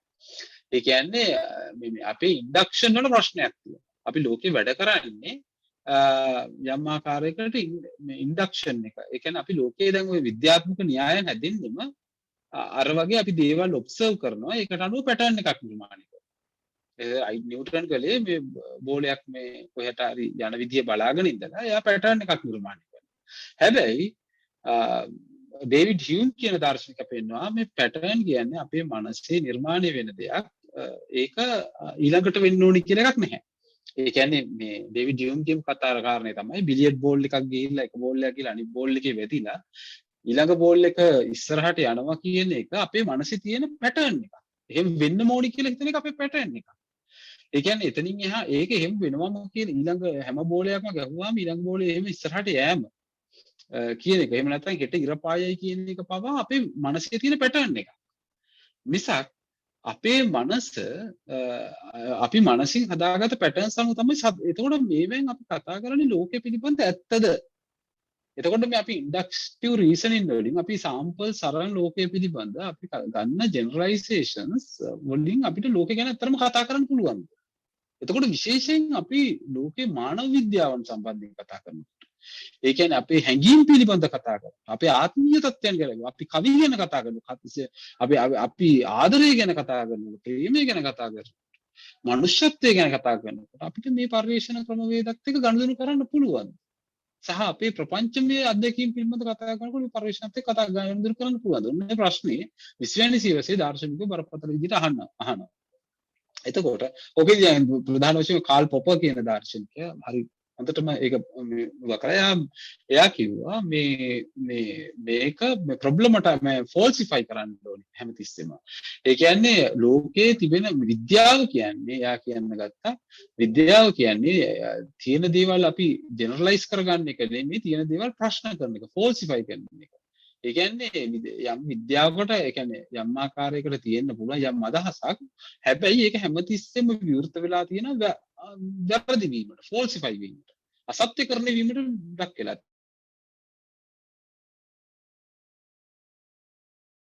තියෙනවා. අනිත් ඒ වෙන ක්‍රමවේද ඇතුලේ ඔන්න ඔය විද්‍යාත්මක ක්‍රමවේදවල තිබිච්ච ප්‍රශ්නේ විද්‍යාත්මක ක්‍රමවේදවල තිබිච්ච ප්‍රශ්නය වෙනුවට ආවා ප්‍රපංච වේදේ වගේ දේවල් ආවා. ඒක මම ගොඩක් කතා කරන්නේ නැහැ ඒව ගැන. මොකද ඔය හුසෙල් වගේ දාර්ශනිකයෙක් ඒක ප්‍රපංච වේදේ වගේ දර්ශන ක්‍රමයක් හදාගන්නේ. ඇත්තටම ඔය ඩේකාට් වගේ දාර්ශනිකයන්ගේ තිබිච්ච ප්‍රශ්න මත ඊට පස්සේ හයිඩෙගර් වගේ දාර්ශනිකයෝ ඊට පස්සේ තවත් දියුණු කරනවා. කොහොම හෝ වේවා අවසාන වශයෙන් මේකේ වෙන්නේ මේ දැන් ඔය මම කියන මේ විසංයෝජනය වගේ පරිශ්‍රණ ක්‍රමවේදයක්. එහෙම නැත්නම් ප්‍රපංච වේදේ වගේ පරිශ්‍රණ ක්‍රමවේදයක්. එහෙම නැත්නම් එතකොට අර්ථකථන වේදය හර්මිනුටික්ස් වගේ පරිශ්‍රණ ක්‍රමවේදයක් මකින් සිද්ධ කරන්නේ අර ලෝකයේ පිළිබඳ කියන්නේ ඉලක්කම් වලින් දෙන්න පුළුවන් කියලා හිතන යථාර්ථය. එහෙම නැත්නම් අපි සාම්පල් රැස් කළා සාම්පල්ස් ඇනලයිස් කළා ලෝකේ අපි අර්ථකථනය කරගන්න පුළුවන් කියන යථාර්ථය ප්‍රශ්න කරමින් ලෝකයේ පිළිබඳ ඊට වඩා එතන එහාට ගිහිල්ලා ලෝකයේ අපේ අත්දැකීම් වල ක්ෂේත්‍රයක් විදිහට අර්ථකථනය කරගැනීමේ ක්‍රියාවලියක් තමයි වෙන්නේ. එතකොට ඔතෙන්දී දැන් විසංයෝජනය ඇතුළේ වෙන්නේ ඒකයි. විසංයෝජන ඇතුළේ කරන්නේ උදාහරණයක් විදිහට විසංයෝජනයේදී කරන එකක් තමයි හයරාකිස් ලෝකේ කොහෙද තියෙන්නේ. ඒවා අරන් අනිත් පැත්ත හරවන එක. තමයි අනිත් පැත්ත හරවන කියන්නේ ඒක ඩිස්ට්‍රක්ෂන් එකක් නෙමෙයි. දැන් උදාහරණයක් විදිහට අපි යම් ක්‍රියාවලියක් තුළ ස්ත්‍රීන් සහ පුරුෂයන් අතර යම් ආකාරයකට හයරාකි එකක් තියෙනවා. අපි හිතමු අපි හිතමු ජයශ්‍රී මහ බෝධියේ උඩමළුවට ස්ත්‍රීන්ට යන්න බෑ. එතකොට ඒක හිස්ටොරිකලි ඩෙවලොප් වුණේ කොහොමද? එතකොට ඒක පිටිපස්සේ තියෙන එතන තියෙන දුරාවලිය මොකක්ද? හැබැයි මේ දුරාවලිය හැමදාම පවත්වාගෙන යන්න පුළුවන්. මේ දුරාවලිය දැන් උදාහරණයක් විදිහට දැන් එතකොට මේ හේමමාලා කුමරියට දතදාතුන් වහන්සේ ඔළුවේ තියාගෙන එන්න පුළුවන් නම් එතකොට ඒ කාන්තාවට අර වගේ තැනකට යන්න බෑ. ඒ වගේ දැන් ඒ කියන්නේ කාන්තාව කියන එක හිස්ටොරිකලි කොහොමද එයාව පල්ලෙහා මේ දුරාවලිගතව ඔප්‍රෙස් කරන්නේ. ඒතකොට ඒ ඔප්‍රෙස් කරපු තැන් ඒ කියන්නේ අපි ලෝකේ බයිනරි ඔපොසිෂන්ස් හදපු තැන්. ඒ කියන්නේ ද්විමය ප්‍රතිපක්ෂයන් හදපු තැන් අනාවරණය කිරීම තමයි අත් වශයෙන්ම විසංයෝජනයේදී වෙන්නේ. එතකොට විසංයෝජනීය පරිශ්‍රණ ක්‍රමවේදයක් විදිහට ගත්තහම විසංයෝජනයේදී අපි කරන්නේ එකක් මේ තියෙන තත්ත්වයන් පටිතයන් අපි පැහැදිලිවම ප්‍රශ්න කිරීමකට ලක් කරන එක තමයි විසංයෝජනය කරන්නේ. ඒතකොට මගේ පරිශ්‍රණය ඇතුලේ මම කළේ නාගර්ජුන කියන දාර්ශනිකයා නිර්වාණය සම්බන්ධයෙන් අරන් ආපු දර්ශනය අත් වශයෙන්ම ලෝගෝසෙන්ට්‍රික් එහෙම නැත්නම් ඥාන කේන්ද්‍රීයයි. ඒ තුලින් යම් ආකාරයක සංහිඳියාවක් සහ ඒ දුරාවලිගත ඉහළට එසවීමක් කරනවා කියන එක විසංයෝජනාත්මකව පෙන්වීම. එහෙම නැත්නම් එහි අභ්‍යන්තර ඝට්ටනය පෝරියාව නිෂ්ප්‍රාය ඉස්මතු කරලා දක්වන එක. ඒක උඩ දාර්ශනික සංකතනයක්. ඒ පරිශ්‍රණය වෙන්නේ. එතකොට ප්‍රපංච වේදයේ සහ අර්ථකථන වේදයේ වගේ දේවල් වල හර්මිනිටික්ස් වලදී ඒක ඉතාම වැදගත්. දැන් හබමාසගේ දාර්ශනිකයෝ ඒක සෑහෙන පාවිච්චි කරන ඔහු පොලිටිකල් සයන්සස් වලට හර්මිනිටික්ස් අරන් එනවා සෝෂල්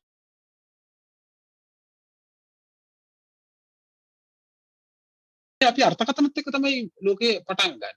ඉතින් ඇත්තටම ලෝකෙ ගත්තාම මේ විදිහට මම හිතන්නේ මම හිතන්නේ ඔය ගැන අපි තව මොකද මම වැඩි කාලයක් ගන්න එක ඉච්චර හොඳ නැහැ.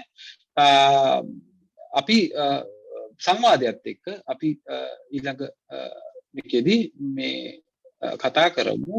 මම හිතන්නේ ආචාර්ය පවිත්‍රගේ අදහස් දැක්වීම සහ ඒ පරිශ්‍රණ ක්‍රමවේදය සහ මානව ශාස්ත්‍රයන් පාවිච්චි කරන පරිශ්‍රණ ක්‍රමවේද මේ වගේ පරිශ්‍රණ ක්‍රමවේදවල තියෙන විශේෂිත ලක්ෂණ එක පරිශ්‍රණ ක්‍රමයන්ට අදාළ වෙච්ච ලක්ෂණ සහ ඒවා තිබෙන සබලතා සහ දුබලතා මේ සියලු දේ පිළිබඳ අපිට මේකෙදී සාකච්ඡා කරන්නට පුළුවන්.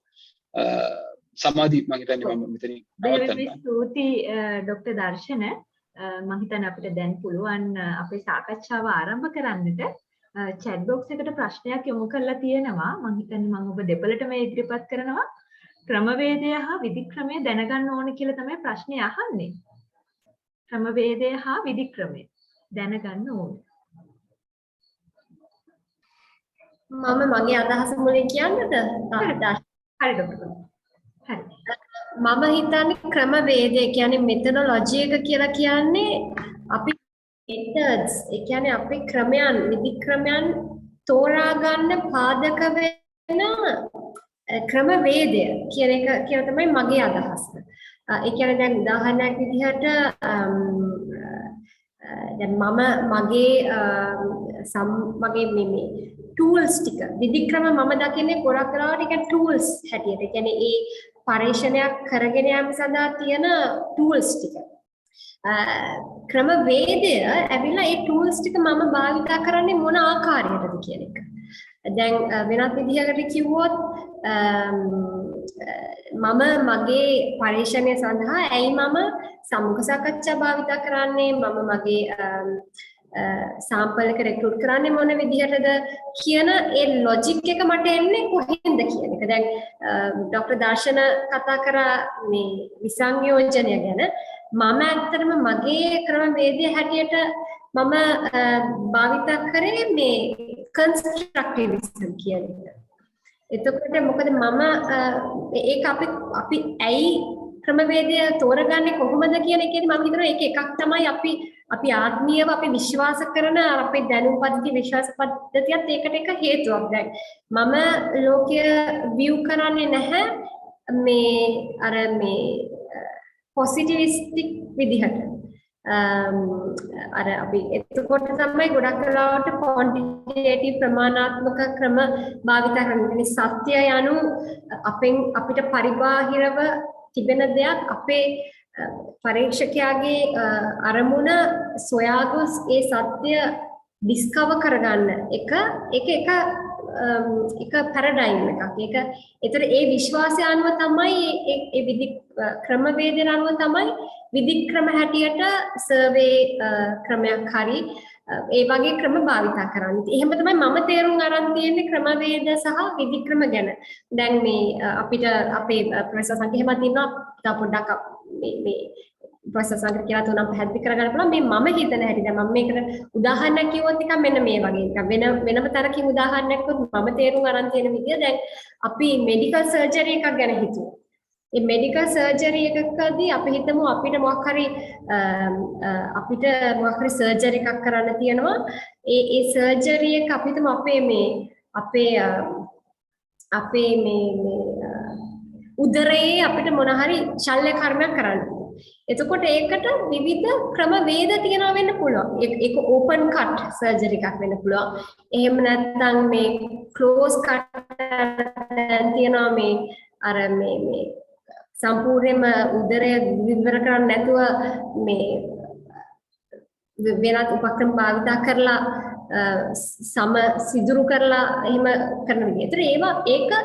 ඒක මට අනුව ඒ ක්‍රමවේදය.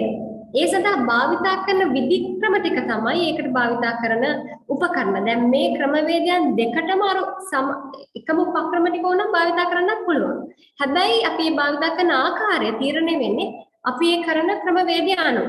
ඒ කියන්නේ දැන් ඕනනම් සම්මුඛ සාකච්ඡා කියන එක වෙනත් ක්වොන්ටිටේටිව් ආකාරයෙන් කරන්න පුළුවන්.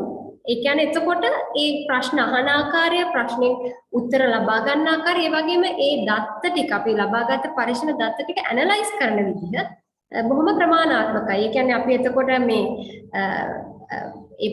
අපිට ලැබිලා තියෙන සම්මුඛ සාකච්ඡාවල දත්ත අපි ඇනලයිස් කරන්නේ බොහොම ක්වොන්ටිටේටිව්.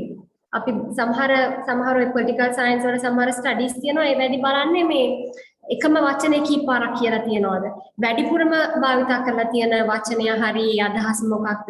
ඒතර එතෙන්දි සාකච්ඡාම තමයි. හැබැයි ඒක ටූල් එක. ඒක භාවිතා කරලා තියෙන ක්‍රමවේදය ඊට වැඩිය විශාලයි. ඒ විධික්‍රම භාවිතා කරලා තියෙන්නේ ක්‍රමවේදය අනුව. ඒතර එකම විධික්‍රම ක්‍රමවේදයට අනුව වෙනස් විදිහට තෝරගන්න පුළුවන් කියන එක තමයි මගේ තේරුම් ගැනීම. දැනට බොහොම ස්තුතියි ඩොක්ටර් පවිත්‍ර. මම හිතන්නේ ඩොක්ටර් දර්ශන අදහසක් එකතු කරනවද ඒකට? ඔව් අහන්නේ හරියටම හරි. ඒක මේ ඩොක්ටර් පවිත්‍ර ඉදිරිපත් කරපු අදහස හරියටම හරි. ඒ කියන්නේ මේ ක්‍රමවේදය සහ මෙතඩ් සහ මෙතඩොලොජි කියන එකදී අපිට එකම මෙතඩොලොජි එකක් ඇතුලේ මෙතඩ්ස් කීපයක් පාවිච්චි කරන්න පුළුවන්. මේ කියන්නේ ක්‍රමවේදයකට උදාහරණයක් විදිහට විසංයෝජනය මම ක්‍රමවේදයේ විදිහට පාවිච්චි කරගත්තොත් මට ඒකදී විවිධ ආකාරයේ සර්වේස් පාවිච්චි කරන්න පුළුවන්. ඒකත් ආකාරයේ මෙතඩ්ස් ටූල්ස් තියෙනවා. එයා මේක පැහැදිලි කරලා හොඳ ලස්සනට ඒක උදාහරණ අරගෙන. ඒක නිසා මම හිතන්නේ ආයෙත් ඒකට කාලේ නවස්ති කරන්න අවශ්‍ය නැහැ. පවිත්‍ර කියපු අදහසම තමයි ඒක හරියටම ආයෙත් පැහැදිලි කළා.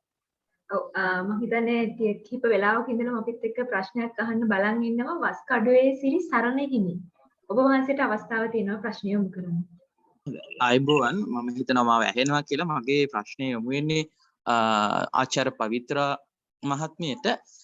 දැන් ඔබතුමිය පැහැදිලි කරපු ආකාරයට දැන් ඔය පොදු නියදියක් තෝරගැනීමේදී දැන් ඔය ඔබතුමියගේ පරීක්ෂණ ආකාරයෙන් පොදු නියදියක් තෝරගැනීමේදී මේ වයස් කාණ්ඩය තෝරා ගැනීම කොහොමද කරේ සහ ඒක පොදුවේ අදහසක් ගන්න බුණා. දැන් අපි ගත්තොත් නිශ්චිත වයස් කාණ්ඩයකට අදාළ පරීක්ෂණයක් කරද්දී නෙමෙයි දැන් අර පොදු අදහසක් ගැනීමේදී සමාජීය වශයෙන් පොදු අදහසක් ගැනීමේදී වයස් කාණ්ඩය තීරණය කරන්නේ කොහොමද? දැන් ඔබතුමියගේ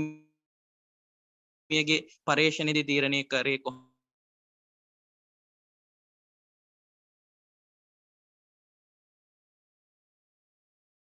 ඒ ස්ටඩි එකට එද්දී නම් දැන් මම කියනෝනේ මගේ පරීක්ෂණය ටිකක්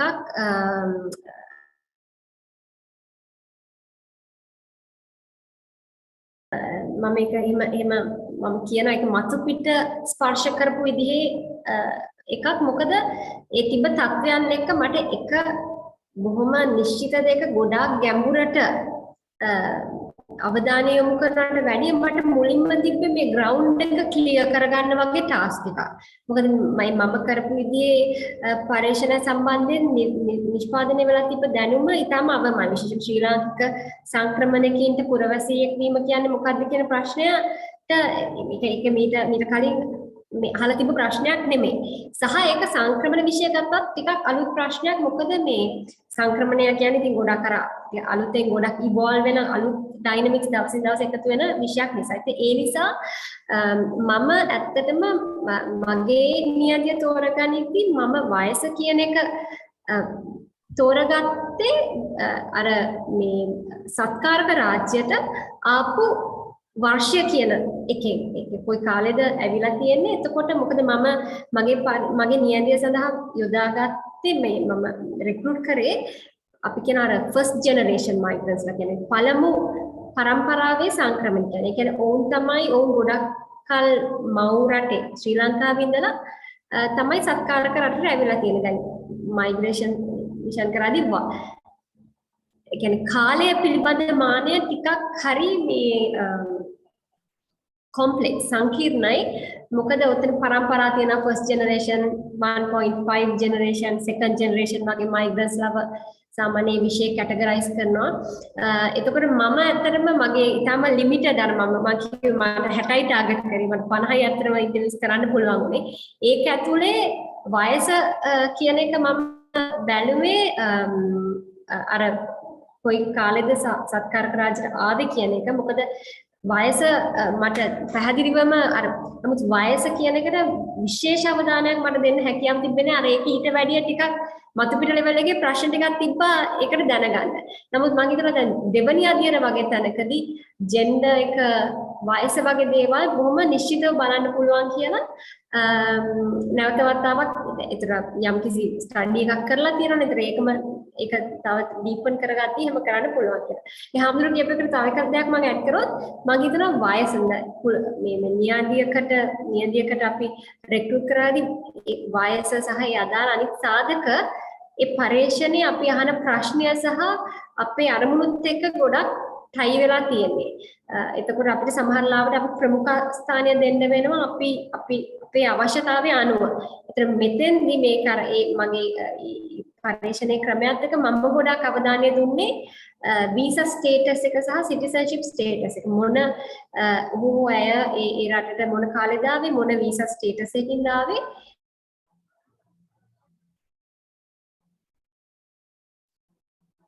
පුරවැසියෙක් බවට පත් වෙලාද පත් වෙන්න හිතන් ඉන්නවද? ඕක තමයි මම මූලික වශයෙන්ම අතරම හිතුවේ.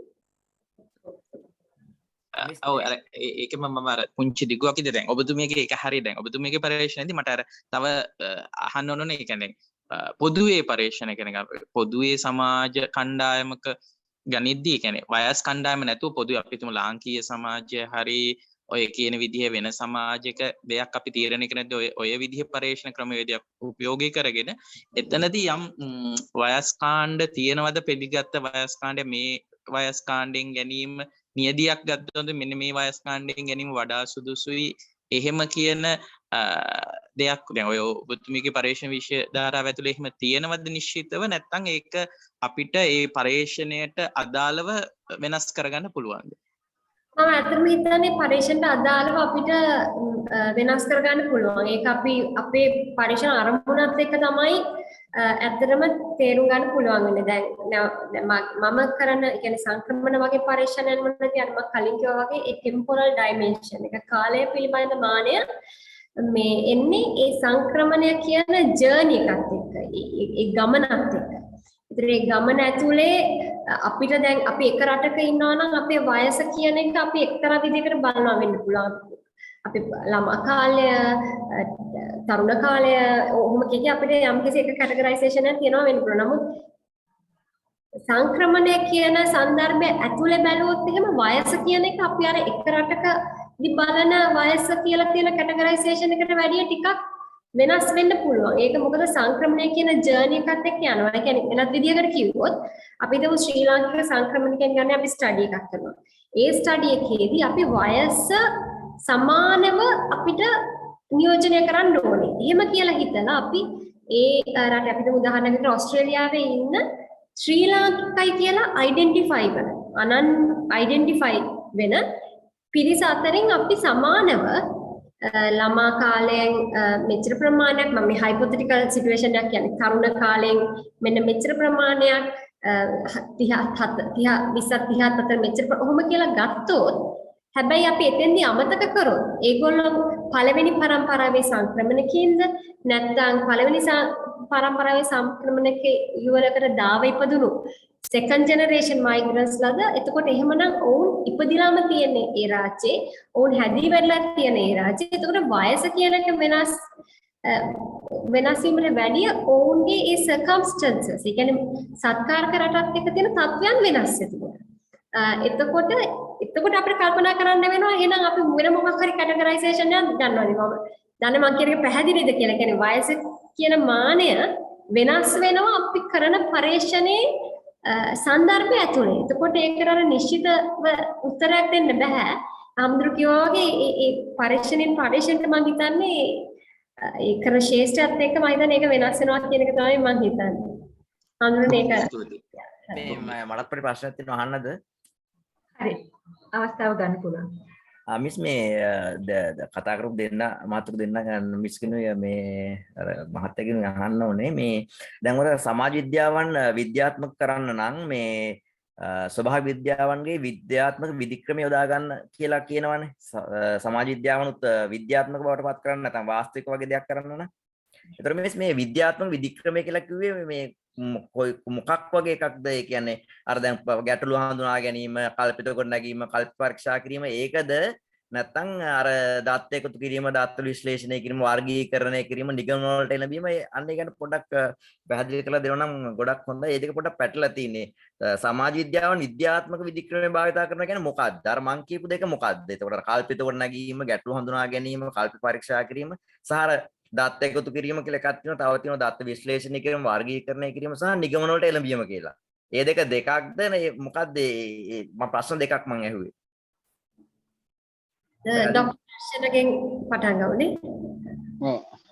alright ඔව් මම ඇහෙනව නේද?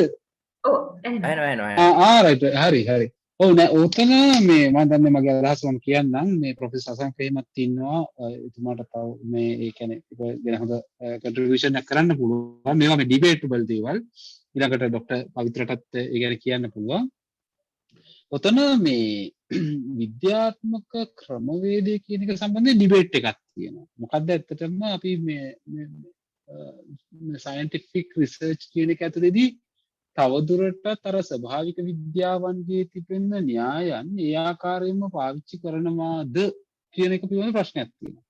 ඒ කියන්නේ දැන් උදාහරණයක් විදිහට අපි දැන් පාලක පරීක්ෂා අපි ලැබොරටරි එකක් ඇතුලේ කරන ස්වභාවික විද්‍යාත්මක පරීක්ෂණ. අපි හිතමු මොකක් හරි රසායනික විද්‍යාත්මක පරීක්ෂණයක් ලැබයක්. එහෙම නැත්නම් සත්ත්ව විද්‍යාත්මක පරීක්ෂණයක්.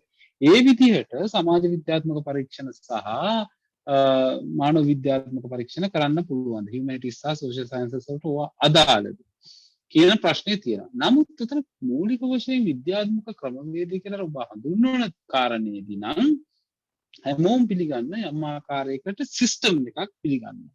ඒ කියන්නේ පරිශ්‍රණයක් ඕක පිළිබඳ මහාචාර්ය නලින්ද සිල්වා වගේ අයගේ වෙනම විවේචනයක් තියෙනවා. ඒගොල්ලන් කියනවා ඒ සිස්ටම් එකක් ඕනේ නැහැ කියලා. ඒ කියන්නේ අනාථ දෙයියන්ගෙන් දැනුම ගන්නත් පුළුවන් කියලා ඒගොල්ලෝ කියනවා. නමුත් ස්වභාවික විද්‍යාවන් සහ මානව විද්‍යාවන් අතර තියෙන මේ සුවිශාල වෙනස තමයි ඔන්න වෙනස හඳුනා ගනිමින්ම යම් ක්‍රමවේදයක් ස්ථාපනය කර ගැනීම දෙකේම කරගෙන තියෙනවා. මානව විද්‍යාවන් වලදී වුණත් අපිට අවශ්‍ය වෙන පරිශ්‍රණයට ප්‍රශ්නයක් අවශ්‍ය වෙනවා. අපි මොකද්ද ඇඩ්‍රස් කරන ප්‍රොබ්ලම් එක කියලා රිසර්ච් ප්‍රොබ්ලම් එකක් මේන් ප්‍රොබ්ලම් එකක් තියෙන්න වෙනවා. ඊළඟට අපිට අර ඔබ කිව්වා වගේ හයිපොතීසිස් එකක් හදාගන්න පුළුවන්. රයිට්. ඊට පස්සේ අපිට එකකින් යම් ආකාරයකට අපිට රිසර්ච් ගෝල්ස් එකට යන්න පුළුවන්. ඊළඟට අපිට රිසර්ච් ඒම්ස් තියාගන්න පුළුවන්. ඊට පස්සේ අපි ඒකට අපි සාමාන්‍යයෙන් පරීක්ෂණයක් බෙදා ගන්න ලිටරේචර් සර්වේ එක අපිට මෙතඩොලොජි එකක් අපිට අවශ්‍ය වෙනවා. බොහෝ විට තුන්වෙනි පරීක්ෂණයේ විදිහට බොහෝ අය ලියන ඒකත් වෙනස් වෙන්න පුළුවන්.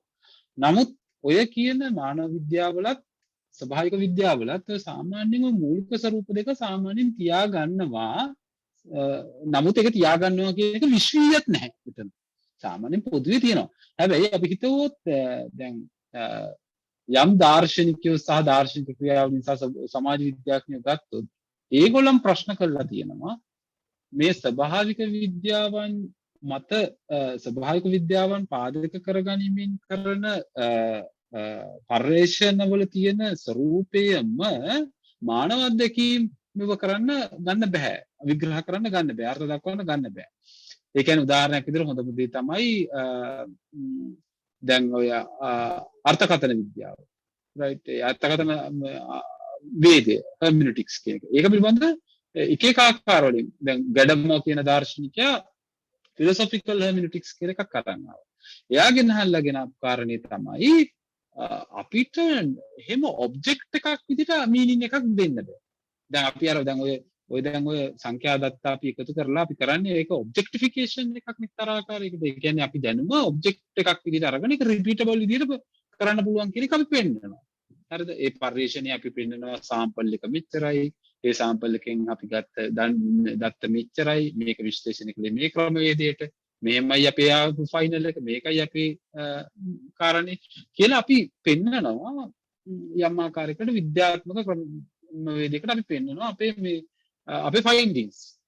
හැබැයි දැන් ඔය හර්මිනටික්ස් වගේ ඒවැදි කියන්නේ එහෙම නෙමෙයි.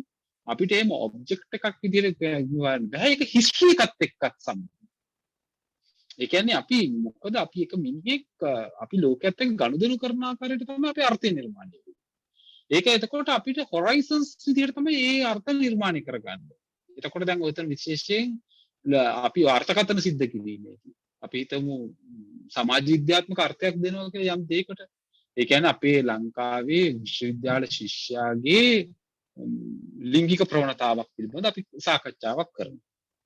එතකොට ඒකට අපිට ඔබ්ජෙක්ට් එකක් විදිහට ඒ අර්ථය දෙන්න බෑ. ඒකේ ෆයින්ඩින් එක අපි ඔබ්ජෙක්ට් එකක් විදිහට ගැනීම නෙමෙයි. දැන් අර්ථකථන වේදී වගේ දෙයකදී බලාපොරොත්තු වෙන්නේ. අර්ථකථන වේදීත් ප්‍රශ්න තියෙනවා. ඒ කියන්නේ දැන් උදාහරණයක් විදිහට හබමාස් කියන දාර්ශනිකයාගේ බොහොම ක්‍රිටිකල් හර්මිනටික්ස් මේ ගැඩමාගේ ෆිලොසොෆිකල් හර්මිනටික්ස් අතර ගැටුම් ප්‍රශ්න තියෙනවා. ඉතින් ඒක නිසා මේවා ඩිබේට්ස් ගොඩාක් තියෙනවා. නමුත් මම මගේ පෞද්ගලික පිළිගැනීම කියන්නම්. මගේ පෞද්ගලික පිළිගැනීම තමයි ඒ කියන්නේ අපි මීනින් එක කියන එක දැන් අපි ලෝකයේ දේවල් තේරුම් ගැනීමේ අවසානයේ පරිශ්‍රණය කරන්න උත්සාහ කරන්නේ. ඒ තේරුම් ගැනීම කියන එකට අර පැරණි යථානුභූතවාදයේ සිට ආපු අච්චු නැහැ. ඒ කියන්නේ මේක ෆිනොමිනොලොජිකලි තමයි අපිට ගොඩක් දේවල් තේරුම් ගන්න වෙන්නේ. ඒ කියන්නේ දැන් සහ එතන හිස්ටරි එකක් තියෙනවා අපේ අත්දැකීමක් තියෙනවා එක්ස්පීරියන්ස් එකක් තියෙනවා සහ ඒක ප්‍රොසෙස් එකක් විදිහට තමයි අපිට දේවල් ලෝකේ තේරුම් ගන්න පුළුවන්. ඒක නැතුව ලෝකයට එහෙම මේ අර ස්වභාවික විද්‍යාවක වගේ ඒ කියන්නේ අර කාර්මික යුගයේ සිද්ධ වුණා වගේ දැන් කාර්මික යුගයේ ප්‍රශ්න වල තිබුණේ එහෙම පරිශ්‍රණ වල තිබුණ ස්වභාවය ඒකයි. ඒ කියන්නේ අපි සමීක්ෂණයක් කරනවා. අපි කර්මාන්ත ශාලාවකට යනවා. මෙතන 10 දිනක් ගන්නවා. ඒ 10 දින 100ක් ගන්නවා. ඒ 100 හැසිරෙන ආකාරය බලනවා. උගේ බිහේවියර් පැටර්න් එක බලනවා. අපි තියරි එකක් ඩෙවලොප් කරනවා. හැබැයි තව දුරටත් ඒක දැන් වැලිඩ් නෑ කියන එක විශාල වශයෙන් තර්ක කරනවා. ඒක තර්ක තියෙනවා. නම් සහ මගේ අවසාන එකත් ඒකයි. මම කියන්නේ එහෙම අපි ජස්ටිෆිකේෂන්ස් වලට සහ ෆයින්ඩින්ග්ස් වලට එන එකේ අර්බුදයක් තියෙනවා. නමුත් අපිට පරිශ්‍රණයක සඳහා යම් ආකාරයකට විධික්‍රමයක් අවශ්‍යයි. නමුත් ඒක විද්‍යාත්මක අර කියන ස්වභාවික විද්‍යාවේ විධික්‍රමය කියලා අපි පිළිගන්නවා නම් ඒක ප්‍රශ්නකාරී කියන තැන තමයි මම ඉන්නේ. මම දන්නේ ඔබතුමාට මම කියන එක සාර්ථක උත්තරයක් ලැබුණාද කියලා. අපි ආචාර්ය පවිත්‍රාගේ අදහසත් අහලා ඊට පස්සේ ආයෙත් මේ ප්‍රශ්නේ සම්බන්ධයෙන් තියෙනවා නම් ප්‍රශ්නකාරී නම් අපි ඒක ගැන ආයෙත් කතා කරමු. මම එතන ප්‍රශ්නේ ඇහුවේ කියන්නේ විද්‍යාත්මක ක්‍රම වේදයන් අර ඊටම අධිකාරීවාදී අර මේ ස්වභාවික විද්‍යාවන් වල තියෙන ඒවා සමාජ විද්‍යාත්මක පරීක්ෂණ කරද්දී අර ස්පෙસિෆිකලි අහුවා දැන් අර මේ ගැටලු හඳුනා ගැනීම මේ වගේ දේවල් තියෙනවද දත්ත නිගමන වලට එළඹීම වගේ දේවල් කොහොමද ඒක වෙනස් වෙන්නේ කියන එක දැන් මේ මම හිතන්නේ ડોක්ටර් ආශාත් කිව්වා වගේ මමත් හිතනවා ඇත්තටම මේ සමහර මූලික ලක්ෂණ තියෙනවා නමුත් මම හිතන්නේ ඒකේ අර පරීක්ෂණය සහ මේ දැනුම සම්බන්ධයෙන් තියෙන මූලික අදහස් වල විශේෂයෙන්ම අපි ගොඩක් ස්වභාවික ජවන්ත මම රිපීට් කරනවා මේ ડોක්ටර් දර්ශන කියප එක මේ අර සත්‍ය කියන එක ගැන තියෙන අපිට තියෙන විශ්වාසයන් මම හිතන සමාජ විද්‍යාත්මක ස්ටඩීස් වලදී ටිකක් සංකීර්ණයි මොකද සමාජ ලෝකය ගැන තමයි ගොඩක් සමාජ විද්‍යාවන් මානව විද්‍යාවන් වලදී බලන්නේ. එතකොට අර මේ සත්‍ය කියන එක අපි ගොඩක් රට සමාජ විද්‍යාත්මකව ගණිතී සමාජ විද්‍යාවේ තියෙන ක්වොන්ටිටේටිව් මේ ප්‍රමාණාත්මක ගුණාත්මක මේ වගේ විවිධ අර පැරඩයිම්ස් වලින් ආපු දේවල් තියෙනවා. නමුත් ස්වභාවික පරීක්ෂණ වලට වැඩිය මම හිතන්නේ යුනික් වෙන්නේ අර සත්‍ය පිළිබඳව තියෙන අදහස් ටිකක් සංකීර්ණයි කියලා ඒක නිසා කියලා මට හිතෙනවා මූලික වශයෙන්. එතකොට සත්‍ය බහුවිධ අර්ථයෙන් තමයි අපි ගන්න. සත්‍යයන් තිබෙනවා කියලා ඇතම් ක්‍රමවේදයන් වලින් සජෙස්ට් කරනවා අර්ථකථන වේදය වගේ. ඒ කියන්නේ සත්‍ය කියන්නේ අපි දෙන අර්ථකථනය. එතකොට ඒක එහෙම සත්‍ය කියලා එක දෙයක් නෑ අපිට ගිහිල්ලා මේ ඩිස්කවර් කරගන්න. ස්වභාවික විද්‍යාවන් වල තියෙන මේ මූලිකම මේ උපකල්පනය මම හිතන්නේ සමාජ විද්‍යාවන් වලදී ඒ උපකල්පනයෙන් යන පරීක්ෂණ තියෙනවා ඊට වැඩිය සත්‍ය පිළිබඳව අර බහුවිධාර්ථයෙන් මල්ටිපල් මීනින්ග්ස් තියෙන කියන අදහසින් යන ඒවා තියෙනවා. ඒ අනුව අර මූලිකම දේවල් ගැටලුවක් තියනවාද මොකද රිසර්ච් ක්වෙස්චන් එකක් තියනවාද ඒ වගේ දේවල් සමානයි. නමුත් ඒකත් අර ડોක්ටර් දාර්ශනික වගේ සමහර පරීක්ෂණ තියෙනවා ගැටලුවක් තියනවා කියන එකම මේ තියනවා කියන එකම සමහරවිට අලුත් දැනුම නිෂ්පාදනය කරගන්න යම්කිසි විදිහක බාධාවක් කියන. මොකද අපිට ගැටලුවක් අපි සමහරවිට ගැටලුව අපි නොදැනම ඒක නොසලකා අපි යම්කිසි ෆීල්ඩ් එකකට ගිහිල්ලා එහෙම නැත්නම් යම්කිසි දෙයක් පිළිබඳව කතා කරද්දී අපිට අලුත් තීම්ස් හරි අලුත් පැටර්න්ස් හරි පේන්න පටන් ගන්නත් පුළුවන්. ඒ පිළිබඳව ඩිබේට්ස් තියෙනවා. නමුත් මේ සමානතා සහ අනන්‍යතා විශේෂයෙන්ම යුනික් දේවලුත් සමාජ පරීක්ෂණ වල තියනවා කියලා මම හිතනවා. ඒක මට පැහැදිලි නෑ මම ඒක කියපු එක මේ පැහැදිලි වුණාද කියලා. නමුත් ටික මම ඕවර්ऑල් එකක් කිව්වේ සමානතා සහ අනන්‍ය දේවල් තියනවා කියලා. මම හිතන්නේ පිළිතුර පැහැදිලි. පුංචි මේ නැවත මේ මතු කිරීමක් තියෙනවා කරගන්නට මේ අපිට chat box එකේ ප්‍රශ්නයක් යොමු කරලා තියෙනවා අපිත් එක්ක බොහෝ මේ ශිෂ්‍යයෝ එකතු වෙලා ඉන්නවා කියලා. There are lot of students join here. Could you please give some intro about what is research is? පර්යේෂණය යන කුමක්ද කියන එක ගැන පොඩි intro එකක් දෙන්න පුළුවන්ද කියලා අහනවා.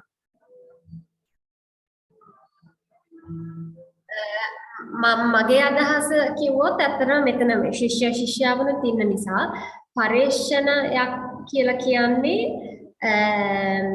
පරීක්ෂණයට නැවතත් විවිධාර්ථ තියෙන්න පුළුවන්. ඊටාම දෙන සරලව අපි කිව්වොත් පරීක්ෂණයක අරමුණු ගණනාවක් තියෙන විවිධ පරීක්ෂණ විවිධ අරමුණු වලින් කරනවා වෙන්න පුළුවන්. ඒක එකක් හැටියට මම කියනවා එක ප්‍රධානම දෙයක් තමයි නව දැනුම නිෂ්පාදනය කිරීම. ඒතර ඒක කරන කාර්යය ඇතුලේ පවතින දැනුම ප්‍රශ්න කිරීම විසංයෝජනය කිරීම ඒකේ වළංගුතාවය නැවත වතාවක් ටෙස්ට් කරලා බලන එක අපි තියරි ටෙස්ටිං කියලා කියනවා. ඒ වගේ විවිධ දැනුම සම්බන්ධ යම්කිසි ක්‍රියාකාරකමක් කියලා කියන්න පුළුවන්. මේ සරල ඊටාම සරල අර්ථයෙන් ගත්තොත්.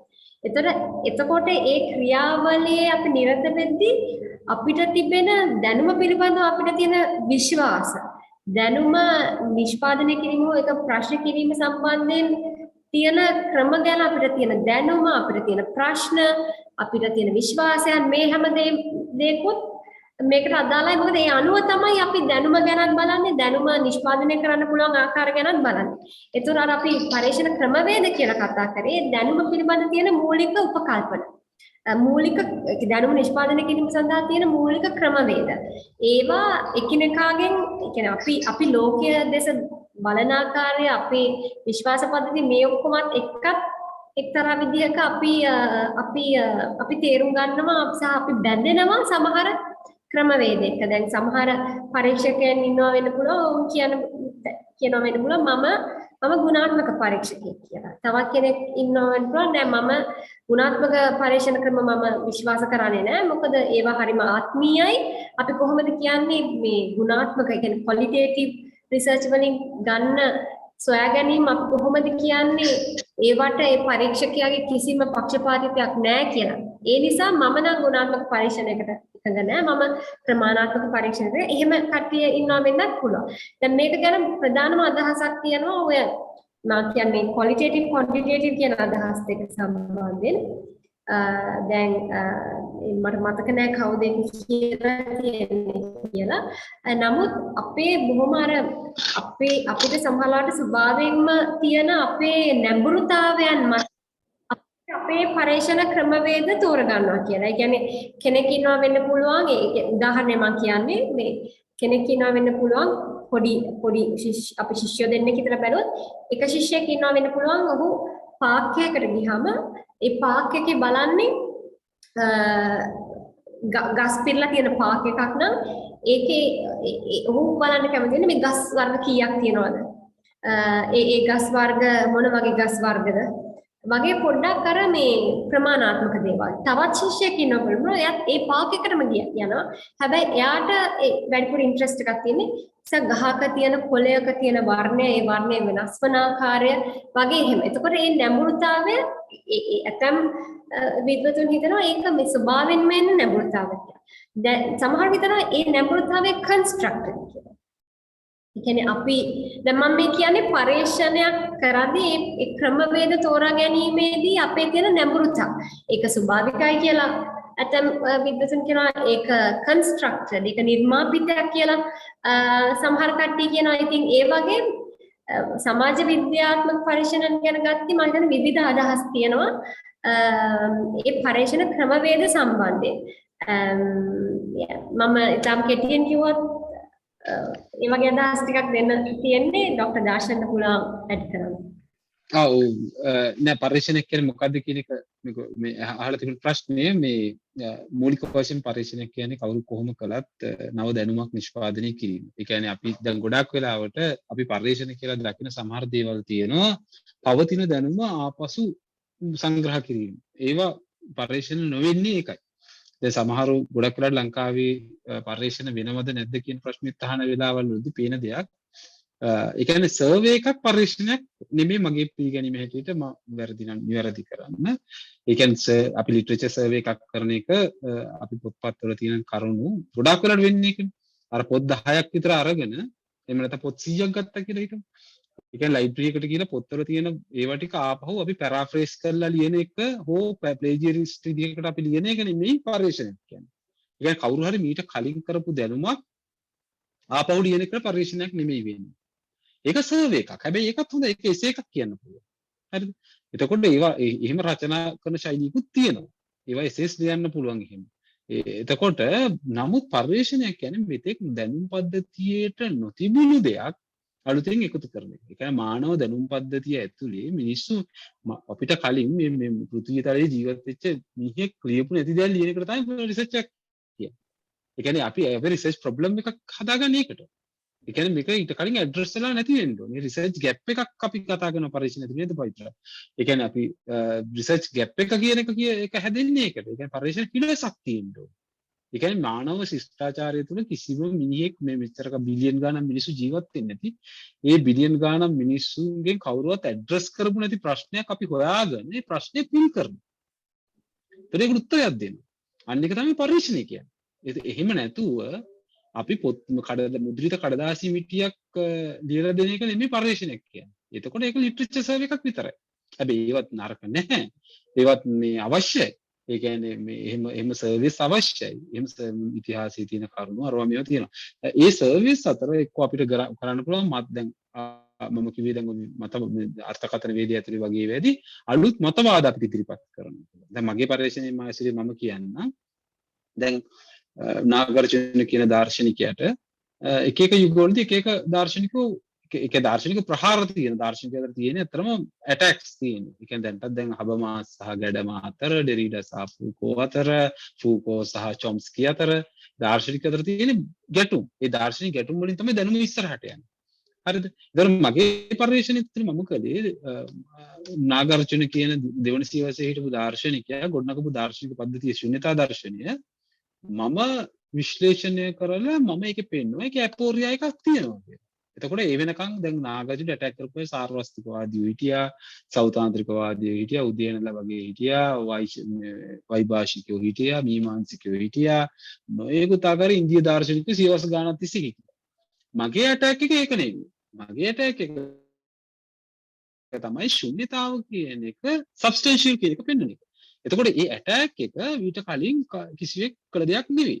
ඒකට පරිශ්‍රණයක් කියන එකේ මූලික අදහසම මීට කලින් මානව ශිෂ්ටාචාරයේ ජීවත් වෙච්ච කිසිම මිනිස්සෙක් නොකරපු පරිශ්‍රණ ගැටලුවක් හිඩස පූර්ණේ කිරීම. ඒක කවුරු හරි කරපු දැනුමක් අපි කරනවා අපහො ලියනවා නම් ඒකයිම සර්වේ එකක් ඒක එසේ එකක් කියලා කියන්නත් පුළුවන්. ඒක රිසර්ච් එකක් නෙමෙයි. රිසර්ච් එක සහ සාමාන්‍ය එසේ මේ සර්වේ එකක් අතර වෙනස එන්නේ අන්න එතනයි කියන එකයි මගේ අදහස. මේකට යම් ආකාරයකට අනිකට අදහස් එකතු කරන්න පුළුවන්. මා පිළිගන්න ආකල්පය ඒක.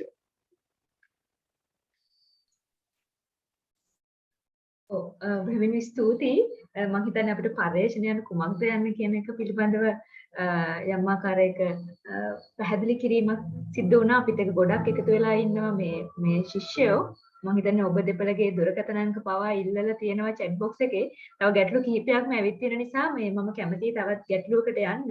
chat box එක බලන්න පුළුවන් නම් කෙනෙක් අහලා තියෙනවා මේ නිවැරදි කරන්න කියලා scientific method එක සම්බන්ධයෙන් CO2 සමානයි COO කියලා අහලා තියෙනවා. What is guessed and some research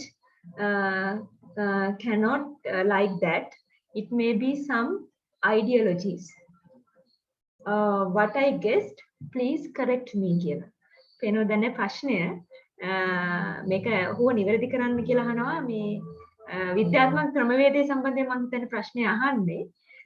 මේ සම්බන්ධයෙන් යම් අදහසක් ඉදිරිපත් කරන්න පුළුවන්ද ඔබ දෙපළට?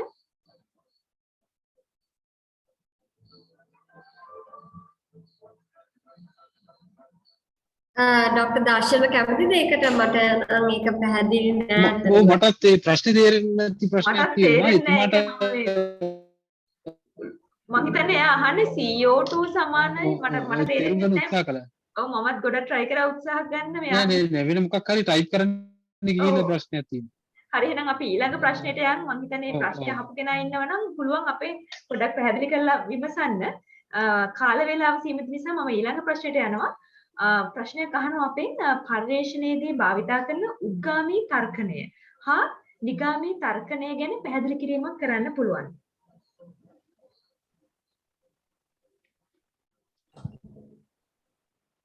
පවිත්‍රාවක් කියනද මම කතා කරන්නද ඒකට? ඇත්තටම හයිපොතීසිස් නල් හයිපොතීසිස් ඒවා ගැන මට එහෙම ලොකු දැනුමක් නෑ මේ ડોක්ටර් දාර්ශන. රයිට් මම කියන්නේ ඒක දැන් මේ උද්ගාමී නිගාමී කියලා එතුමා අදහස් කරන්නේ මේ inductive reasoning and deductive reasoning කියන්නේ. රයිට් සෝරි මට මිස් භාෂා විරෝධ ප්‍රශ්නේ. හරි. එතන මේ ඔව් එතකොට මේ ඉන්ඩක්ටිව් රීසනින් කියලා කියන එක අපි කවුරුත් දන්නවා. ඉස්සෙල්ලත් ඔක පැහැදිලි කළා. ඒ කියන්නේ අපි මේ ඉන්ඩක්ටිව් රීසනින් කියන්නේ අර ඔක්කොම කපුටු ටික බලලා හිටන් කියනවා ඔක්කොම කළු කපුටු කළුයි කියලා. ඒ අතරේ එතකොට අපි නිගමනයක් දෙනවා කපුටු සියලු කපුටු ලෝකේ ඉන්න කළුයි කියලා. ඒ අනුව අපි ඒ වගේ නිගාමී තර්කණය කියන්නේ උද්ගාමී තර්කණය කියන්නේ එහෙම එකක්. ඒ කියන්නේ අපි බලනවා හංසය දිහා බලලා හිටන් අපි හංසය සියලු දෙනාම බලලා කියන හංසය සුදු පාටයි කියලා. හැබැයි සුදු පාට නොවන හංසයෝ ඉන්නවා ලෝකේ. නමුත් අපිට පේන අපේ සාම්පල් එකේ ඉන්නේ එහෙම අය. ඒ අනුව අපිට ලෝකේ අපි ඔබ්සර්වේෂන්ස් වලින් ඒ කියන්නේ දැන් නිව්ටන් වගේ අය කරේ එහෙම එකක්. ඒ කියන්නේ විද්‍යාත්මක ක්‍රමවේදය ඇතුලේ තියෙනෙත් එහෙම එකක්. ඒ කියන්නේ පර්යේෂණ අපි යනවා මේ ඔබ්සර්වේෂන්ස් වලට යනවා ලැබ් එකක් ඇතුලේ. ඒ ඔබ්සර්වේෂන්ස් වලදී මොනවා හරි හැසිරෙන ආකාරයේ පැටර්න් එක අපි බලලා අපි ජෙනරල් තියරි එකක් හදනවා. මෙන්න මෙහෙමයි මේක හැසිරෙන්නේ කියලා. එතකොට ඒක තමයි උද්ගාමී තර්කණය කියන්නේ. නිගාමී තර්කණය කියන්නේ එහෙම නෙමෙයි. නිගාමි තර්කණය කියන්නේ මොකක් හරි තර්කණයකින් පටන් ගන්න. මොකක් හරි දෙයකින් පටන් ගන්න. ඒ කියන්නේ උදාහරණයක් විදිහට සියලු මිනිසුන් මරණයටපත් වෙනවා. හරිද? ඒ නිසා සොක්‍රටිස් යන මිනිසෙකි ඒ නිසා සොක්‍රටිස් මරණයටපත් වෙයි. right? සියලු මිනිසුන් මරණයටපත් වෙයි පළවෙනි ප්‍රොපොසිෂන් එක ප්‍රස්තුතිය. ඊට පස්සේ සොක්‍රටිස් මිනිසෙකි දෙවෙනි ප්‍රස්තුතිය. ඒ නිසා සොක්‍රටිස් ද මරණයටපත් වෙයි. ඔන්න ඔක තමයි. ඒ කියන්නේ අපි ජෙනරල් ප්‍රොපොසිෂන් එකක ඉඳලා තමයි පටන් ගන්නේ. නිගාමි තර්කණයේදී. හරිද? උද්ගාමී තර්කණයකදී කරන්නේ අපි ඔබ්සර්වේෂන්ස් වලින් දාන තියරි එකට යනවා. අරගෙන පටන් ගන්න යම් තියරි එකක ඉඳගෙන ප්‍රොපොසිෂන් එකක ඉඳගෙන එතන ඉඳන් පල්ලෙහාට එනවා. ඒ කියන්නේ සියලු දෙනා මැරෙනවා සොක්‍රටිස් මිනිහෙක්. ඒ නිසා සොක්‍රටිස් ද මැරේ. ඒක තමයි අපේ ඩෙරිවේෂන්. ඉතින් සම්පූර්ණ මැතමැටික්ස්ම තියෙන ඩිඩක්ටිව් රීසන්. ඒ කියන්නේ දැන් අපි ගණිතය කියන එක ඇතුලේ කවුරුවත් මේකක් ඒ කියන්නේ ලෝකේ කොහෙවත් ත්‍රිකෝණයක් නැහැ. ත්‍රිකෝණයක් කියන්නේ මිනිස්සුගේ මනසේ තියෙන දෙයක්. හරිද? ත්‍රිකෝණේ වෘත්තය කියන එක මිනිස්සුගේ මනසේ තියෙන දෙයක්. හරිද? එතකොට මේ මිනිස්සු මනසේ තියෙන ත්‍රිකෝණය පිළිබඳ අදහස, වෘත්තය පිළිබඳ අදහස අපි ලෝකේ කරා පරිිත කරනවා. හරිද? ඒ කියන්නේ ඉස්සෙල්ලා තියරි එක බිල්ඩ් වෙලා ඒ තියරි එක අනිත් දේවල් වලට ඇප්ලයි කරන එක තමයි ඩිඩක්ටිව් රීසන්. හරිද? ඉන්ඩක්ටිව් රීසනින් එහෙම නැත්නම් උද්ගාමී තර්කණය කියන්නේ ලෝකේ දිහා බලලා තියරි එක කරා යන්නේ. ඔන්නම තමයි දෙපැත්ත තියෙන. ඔක දිගට දීර්ඝ වශයෙන් පැහැදිලි කරන්න. සර් එතකොට ඕක මේ ක්‍රමවේදයකුත් වෙනවද? උද්ගාමී හනිගාමී ක්‍රමවේදයකුත් වෙනවද? නෑ ඒක තර්කන ක්‍රමයක් විතරයි. පරිශන ක්‍රමවේදයක් නෙවෙයි. සර් එතකොට තාම පොඩ්ඩක් මට මේ පැහැදිලි කරගන්න ඕනේ. මේ වෙලාව තියෙද්ද නැහැ සමාධි මිස්. ඔව් අපිට පොඩි වෙලාවක් කමන්නේ. දැන් සර් මේ අර මේ ඓතිහාසික ක්‍රමවේදය, දාර්ශනික ක්‍රමවේදය එහෙම තියෙනවනේ. ඔව්. ඒ දැන් දාර්ශනික ක්‍රමවේදය ඓතිහාසික ක්‍රමවේදය අරගෙන historical methodology කියලා තියෙන එක අරගෙන ඒක විධික්‍රමයක් එක ගලපලා පොඩ්ඩක් කියන්න පුළුවන් නම් හොඳයි. මේ සංයුක්තව මේ හරියටම පොඩ්ඩක් ඔව් ඓතිහාසික ක්‍රම ඒක ක්‍රමවේදයක්. ඓතිහාසික ක්‍රමවේදය කියන්නේ මෙන්න මේක ඒකේ විධික්‍රමය මෙන්න මේකයි කියලා පොඩ්ඩක් පෙන්වන්න පුළුවන් සංයුක්ත රැඟට දැනෙන්න පොඩ්ඩක්. ඔව් ඓතිහාසික ක්‍රමවේදය කියන්නේ එහෙම තමයි. ඒකට ડોක්ටර් දර්ශන ඒකට යන්න කලින් පොඩක් අර මේ ඉන්ඩක්ටිව් ඩිඩක්ටිව් එක ගැන මගේ අදහසක් මම චුට්ටක් කියන්න ඒකද කමක් නැද්ද? very good okay. මේ මම තේරුම් ගන්න තියෙන විදිහට ඉන්ඩක්ටිව් ඩිඩක්ටිව් දෙක මම තේරුම් ගන්නේ ડોක්ටර් දාර්ශනික වගේ දැන් ඩිඩක්ටිව් එක අපි යම්කිසි උපකල්පනයකින් එහෙම නැත්නම් තියරි එකක් වෙන්න පුළුවන්. දැන් හයිපොතීසිස් එකක් අපි පාවිච්චි කරනවා නම් ඒ කියන්නේ ඒ සම්බන්ධයෙන් යම්කිසි අපි අදහසක් ඉඳලා තමයි අපි යම්කිසි දෙයක් එක්ස්ප්ලেইন කරගන්න යන්නේ. එතකොට අපි හිතමු දැන් මේ උපකල්පන ගොඩක් භාවිතා කරන ඇත්තට උපකල්පන සම්බන්ධයෙන් මේ හයිපොතීසිස් සම්බන්ධිනුත් මෙතන ඩිබේට් එකක් තියෙනවා. සමහර රිසර්චර්ස්ලා කල්පනා කරනවා හයිපොතීසිස් භාවිතා කරන හැම ස්ටඩි එකක්ම ඩිඩක්ටිව් ස්ටඩීස් කියලා. නමුත් සමහර රිසර්චර්ස්ලා හයිපොතීසිස් ඒ කියන්නේ මේ උපකල්පන අභ්‍යුපගමන කියන එක භාවිතා කරනවා භාවිතා කරන්න පුළුවන් කියලා හිතනවා ඉන්ඩක්ටිව් ස්ටඩි එකදී උනත්. දැන් අර ડોක්ටර් දාර්ශනික වගේ ඉන්ඩක්ටිව් කියලා කියන්නේ යම් කිසි විදිහක අපි ඔබ්සර්වේෂන් හරි මොකක් හරි තැනකින් පටන් අරගෙන තමයි අපි මොකක් හරි තියරි එකකට හරි පැහැදිලි කිරීමකට යන්නේ. එතකොට ඔවුන් හැබැයි හයිපොතීසිස් අභ්‍යුපගමන භාවිතා කරන්නේ guided questions එහෙම නැත්නම් guided prepositions විදිහට. ඒක ගැන අතරම ඩිබේට් එකක් තියෙනවා. හැබැයි දැන් ඉන්ඩක්ටිව් ස්ටඩි එකදී උද්ගාමී එක තියෙන ලක්ෂණය තමයි අපි ගොඩක් වෙලාවට සමාජ විද්‍යාව කරද්දී අපි දැන් එක්ස්ප්ලනේෂන් එකක් එක්ක එහෙම නැත්නම් තියරි එකකින් පටන් අරගෙන අපි දෙයක් පැහැදිලි කරගන්න ගියොත් ඒකට තියෙන විවේචනය තමයි ඒ කියන්නේ නිගාමී ක්‍රමයට තියෙන විවේචනය තමයි එතකොට අපි ෆ්‍රේම්වර්ක් එකක් ඇතුලේ තමයි අපි ඒ දේ බලන්නේ කියන එක. මොකද අපිට මොනවා හරි අපි හයිපොතීසිස් එකක් තියනවා කියන්නේම අපිට මොකක් හරි ප්‍රී ඔකියුපයිඩ් එහෙම නැත්නම් දැනටම නිර්මාණය වෙලා තියෙන අදහසක් තියෙනවා. ඉතින් ඒ අදහස ඇතුලේ තමයි ගොඩක් වෙලාවට ඒ අදහස අභිබවාගෙන අපිට දෙයක් දකින්න තියෙන හැකියාව අවමයි. ඉන්ඩක්ටිව් එකකදී අපි එහෙම ෆ්‍රේම්වර්ක් එකක් දාගන්නේ නැතුව අපි ඔබ්සර්වේෂන් හරි අපි ඒ වගේ තැනකින් පටන් ගන්නවා. ඒක තමයි අපිට අපිව ලීඩ් කරන්නේ යම්කිසි නිශ්චිත පැහැදිලි කිරීමකට හරි තියරි එකකට හරි ඒ වගේ දෙයකට. එතකොට හැබැයි ඒ දෙකේම මේකෙන් කියන්න බෑ මොකද්ද මේ දෙකෙන් හරි කියලා. ඒ දෙකටම අනන්‍ය වෙච්ච මෙරිට්ස් තියෙනවා. ඒ කියන්නේ මේ දැන් අපි ඒක මම හිතන්නේ පරේක්ෂණයෙන් පරේක්ෂණයට අපි කරන පරේක්ෂණ ශාස්ත්‍රයට වෙනස් වෙනවා. දැන් අපි හිතුවොත් සමහරවිට අපිට ටිකක් ලොකු ස්ටඩි එකක් කරන්න ඕනේ. අපිට ක්‍රොස් කන්ට්‍රි කියන්නේ රටවල් ගණනාවක දැන් මම ඉන්ටර්නැෂනල් රිලේෂන්ස් බෑග්ග්‍රවුන්ඩ් එකකින් එන්නේ අපි හිතමු අපිට කරන්න ඕනේ ස්ටඩි එකක් ලෝකයේ පහුගිය අවුරුදු 10 ඇතිවෙච්ච අර්බුද කොන්ෆ්ලික්ට්ස් අර්බුද අපි හිතමු යුද්ධයන් ගැන අපිට අවශ්‍යයි ස්ටඩි එකක් කරන්න. ඒතර ඒක ටිකක් විශාල පරිමාණයෙන් කරන්න වෙන ක්‍රොස් කන්ට්‍රි පරීක්ෂණයක්. ඒතර ඒ වගේ දෙයකට ගොඩක් වෙලාවට ඒක ප්‍රමාණාත්මක විශාල වෙන්න ඒක කරන්න පහසු ක්‍රමයක් වෙන්න පුළුවන්. නිගාමී විදියට ඩිඩක්ටිව් විදියට මොකක් හරි අපි එක්ස්ප්ලනේෂන් එකකින් පටන් අරගෙන අපි ඒක ඔබ්සර්ව් කරන්න යන්නේ. ඒ කියන්නේ මුලින්ම අපි දැන් දැනුම නිෂ්පාදනය කරද්දී මට හිතෙනවා දැන් මම ඉන්න විශේෂ ශාස්ත්‍රයත් එක්ක අපිට දැනුම නිෂ්පාදනය කිරීම එක ස්තර තියෙන්න පුළුවන්. සමහර වෙලාවට අපිට අවශ්‍යයි අපි නොදන්න විශේෂ ශාස්ත්‍රයක් ගැන නම් මුලින්ම අපිට යම්කිසි මූලික දැනුමක් නිෂ්පාදනය කරගන්න ඕනේ. ඒ කියන්නේ මූලික දැනුමක් මූලික තේමාවන් වගේ යම්කිසි මූලික දැනුමක් ඕනේ. ඊට පස්සේ ඒ දැනුම නිෂ්පාදනය කරාම අපිට පුළුවන් ඒ දැනුම මත ඉඳලා ඒ විශේෂ ශාස්ත්‍රයේ අනුශාස්ත්‍ර ගැන බලලා ඕනනම් යම්කිසි අනුශාස්ත්‍රයක අනු මාතෘකාවක ටිකක් ගැඹුරට ස්ටඩි එකක් කරන්න. එතකොට ඒ වගේ අපිට ටිකක් ගැඹුරට යන්න අවශ්‍ය ස්ටඩි එකදී ඒ කියන්නේ සැම්පල් සයිස් එක අඩුයි. නමුත් අපිට බොහොම ගැඹුරට දෙයක් බලන්න ඕනේ. එහෙම නැත්නම් අපිට එක නිශ්චිත භූගෝලීය පරිසරයක දැන් අර කලින් කියපු ස්ටඩි එක ක්‍රොස් කන්ට්‍රි එකක් රටවල් ගණනාවක කරන එකක්.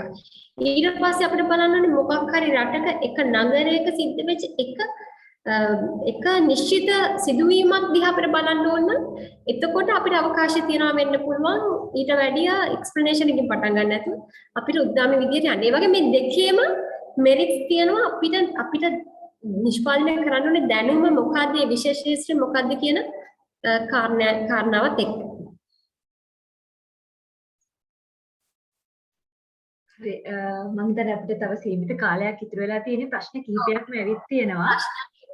මැද්දෙන් පැන්නේ. ඔව් ડોක්ටර් දර්ශනයට යම් එකතු කිරීමක් කරනවද? ඔබට පුළුවන් නෑ අපි ඊළඟ ප්‍රශ්නේ ගමු නේද මේ මම හිතන්නේ ඉතින් සාර්ථක උත්තරයක් ලැබුණා ඒක නිසා. හරි ඊළඟ ප්‍රශ්නේ අහනවා මම ප්‍රශ්න කිහිපයක් අහන්නම් ප්‍රශ්න දෙකක් අහන්නම් මම එකතු කරලා කාලයත් එක්ක අපි පුළුවන් තරම් ප්‍රශ්න ඔක්කොටම උත්තර දෙන්න try කරමු. එකක් අහනවා how can we understand the theoretical approach in a research?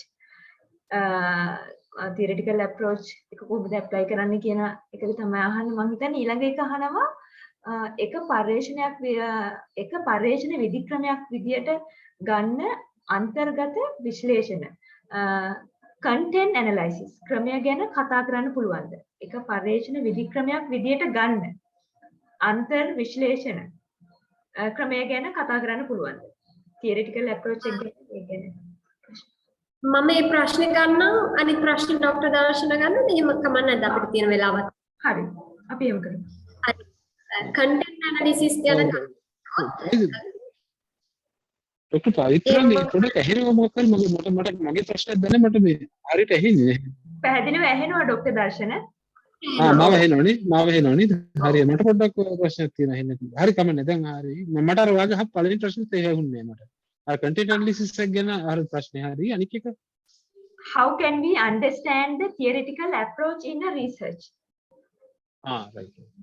හරි මේ මම හිතන්නේ මේ ඒකට මේ ડોක්ටර් පවිත්‍ර උත්තර දුන්නට පස්සේ අපි කතා කරමු නේද මම පොඩ්ඩක් මම අන්තර්ගත විශ්ලේෂණ ගැන ඊටම කෙටියෙන් කතා කරන්නම්.